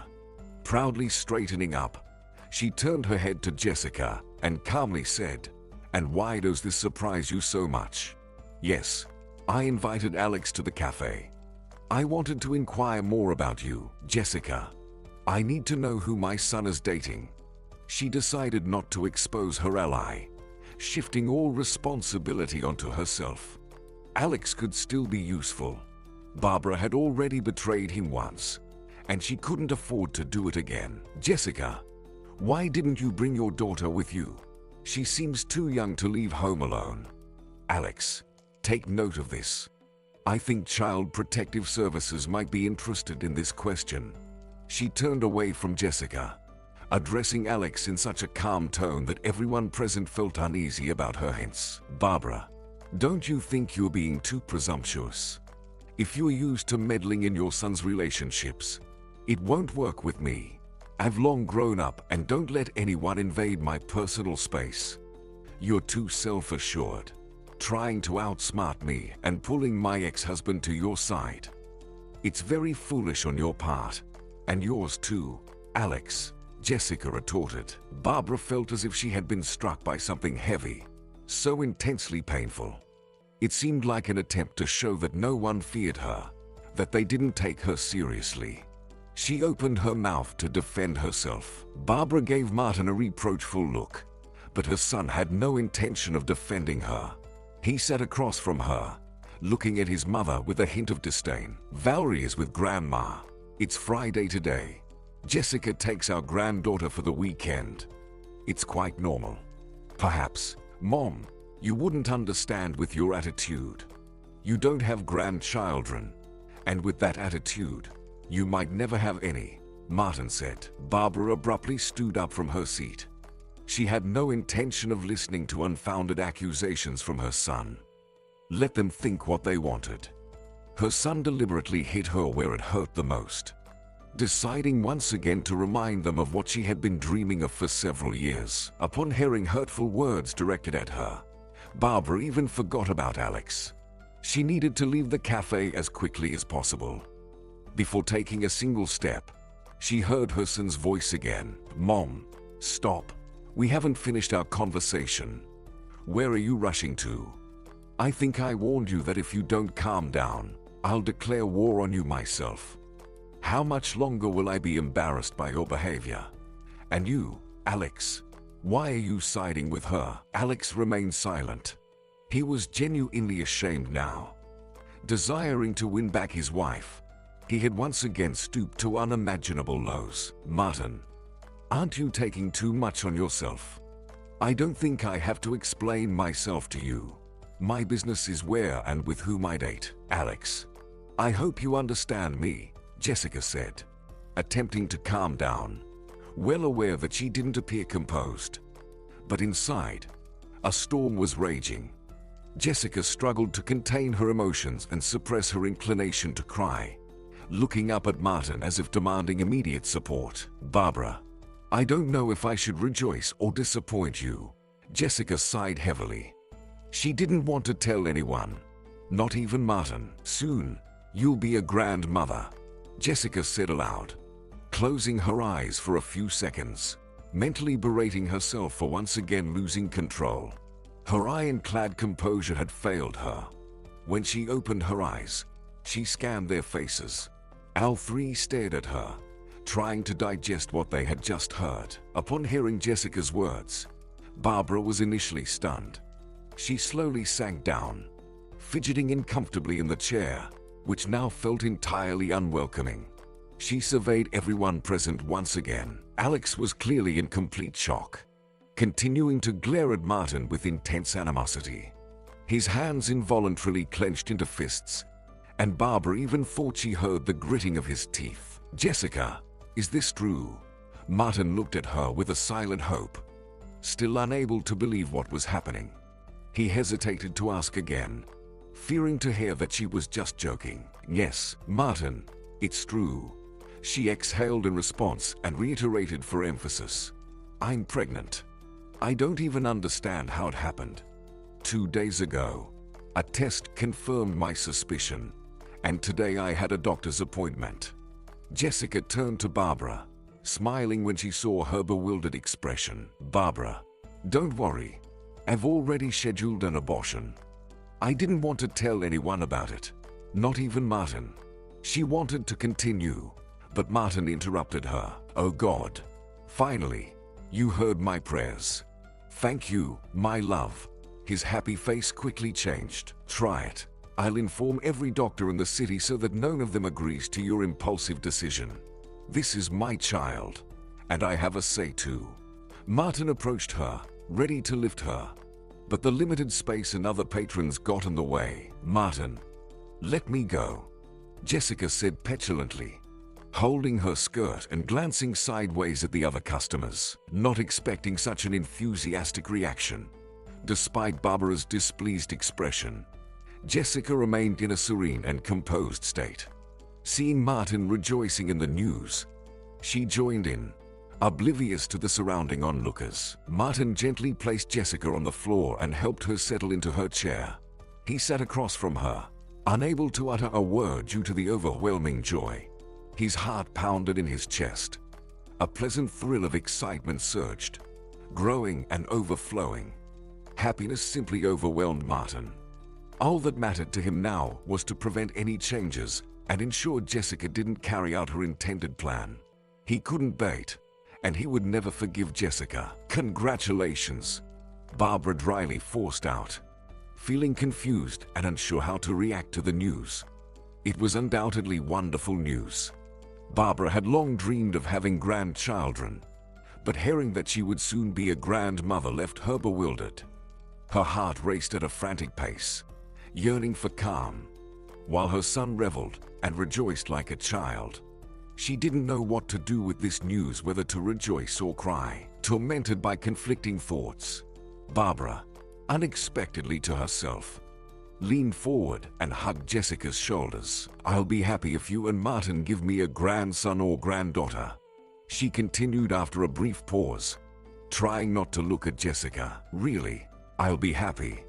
And now, excuse me, I need to go. Son, if it's not too much trouble, escort me to a taxi, she addressed her son. Apologizing once again, she headed towards the exit. Her legs weren't cooperating, but she tried to work steadily with her head held high. Martin looked at Jessica. He didn't want to leave her alone with her ex-husband. However, Jessica only nodded slightly in silent agreement. Martin courteously helped his mom put on her coat and button it up. As it turned out, she couldn't do it herself. The button wouldn't go through the loop, slipping from her fingers. How do you like the news? He asked, breaking the silence. He watched his mother, who was under the influence of stress and nervous tension. Everything had changed too quickly. Barbara didn't know what to say. She shrugged uncertainly, continuing to stand in one place, looking at her son. She mysteriously smiled and thought about something of her own. Do whatever you want. It's your life. Do you even care about my opinion?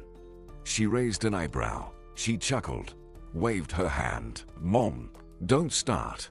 Please don't ruin my mood. I'll be a father soon, and you'll be a grandmother. Isn't that what you wanted? Martin gently shook her by the shoulders, bringing her back to awareness. I'm happy for you, son, truly happy. Congratulate Jessica for me again. Apologize for my behavior. Barbara sighed heavily. I didn't want this kind of wife for you, but life has its own way of arranging things. I hope we'll get along with her over time. She looked up at her son. Don't forget you have a mother. Visit sometimes. Just don't be offended. But for now, come alone. I need to get used to it. Barbara wiped away an uninvited tear. She turned away, wanting to continue her advice. As always, oh, Mom, turns out you're quite persistent. Understand, you'll have to accept my choice.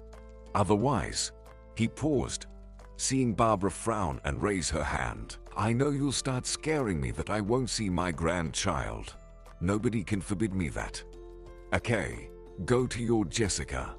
She casually pushed him away and proudly raised her head, heading towards the approaching taxi. "Mom, I'll call you." He turned around. Martin waved his hand. Barbara shook her head in response. "I hope so," she replied shortly before closing the door. Martin hurried into the living room. As he approached the table, Alex spoke softer and softer, eventually switching to a whisper. Jessica just smiled with a tight, strained smile, trying not to provoke anyone or spoil the mood. "Jessica, everything okay?" Martin asked cautiously, sitting next to her and watching Alex.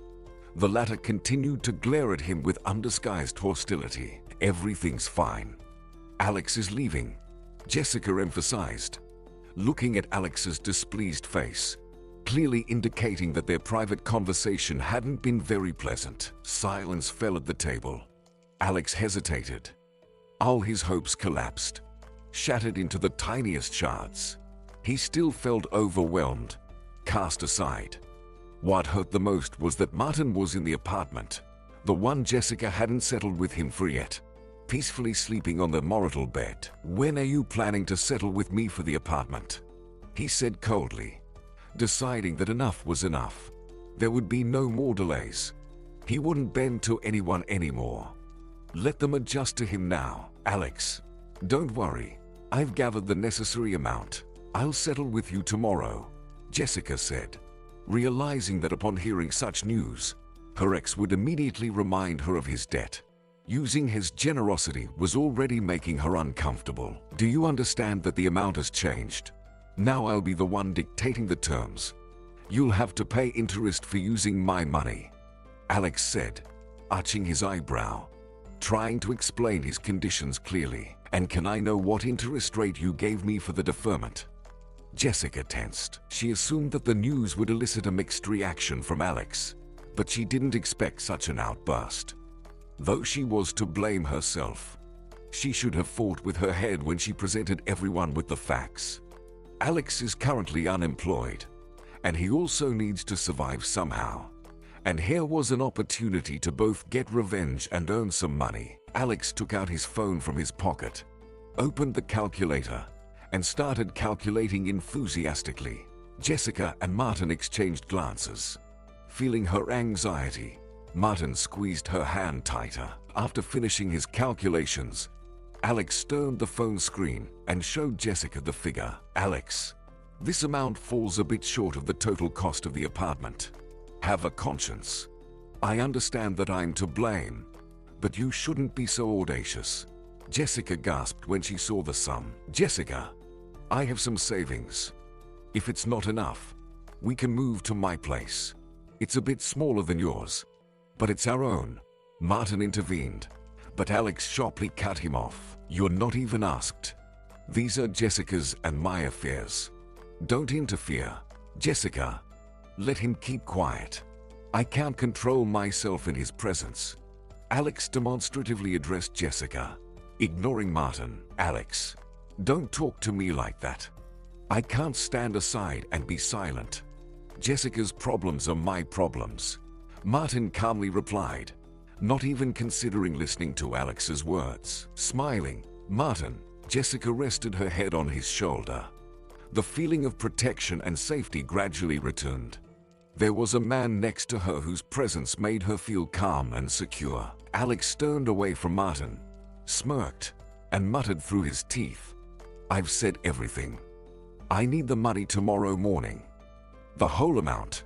He took a napkin, wiped his hands, casually threw it on the table, looked at Martin, then shifted his gaze to Jessica.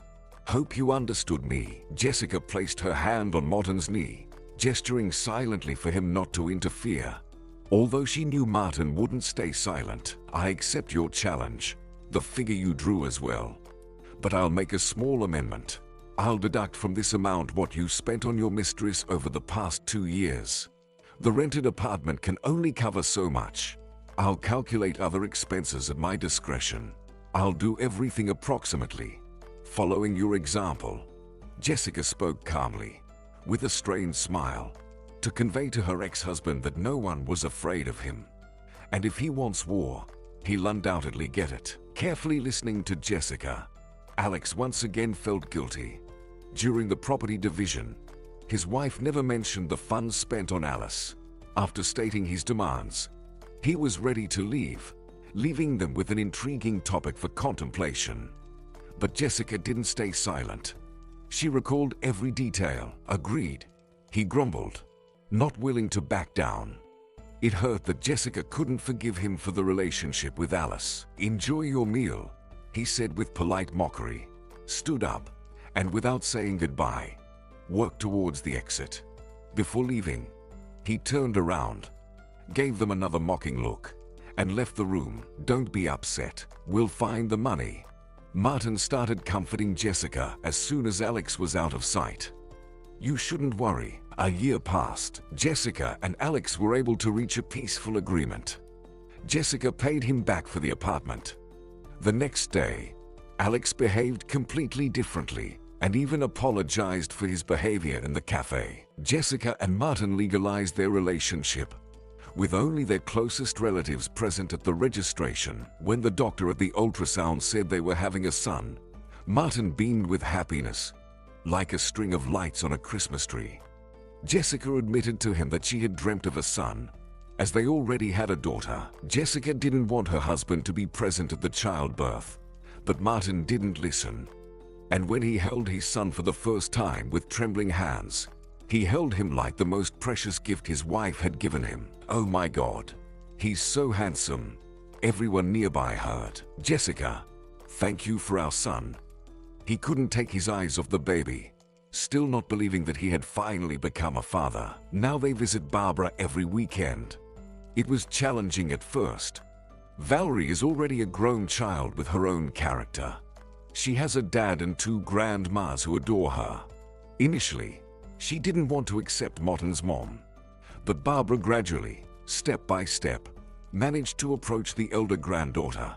Not immediately, of course, but they started communicating little by little, acknowledging each other. If Barbara was dissatisfied with something, Valerie quickly put her in her place, explaining that Mom knows better. No need to interfere. Mom is younger and smarter. With a heavy sigh, Barbara agreed, well aware that if she goes against them, she will be left in proud solitude. Unfortunately, her son, in absolutely any matters, always took his wife's side. Alex found a job, paid off his mortgage, and moved into his apartment. Living alone became boring and lonely. He called Alice, intending to rekindle their relationship, but it turned out to be too late. Alice met a man at a restaurant. He's married, much older, but everything suits her. She didn't want to change anything, explaining that she found the love of her life. At work, Alex liked a girl, and he started showing signs of attention. They developed romantic feelings. Who knows, maybe he'll fall in love over time. But for now, he avoids discussions about marriage.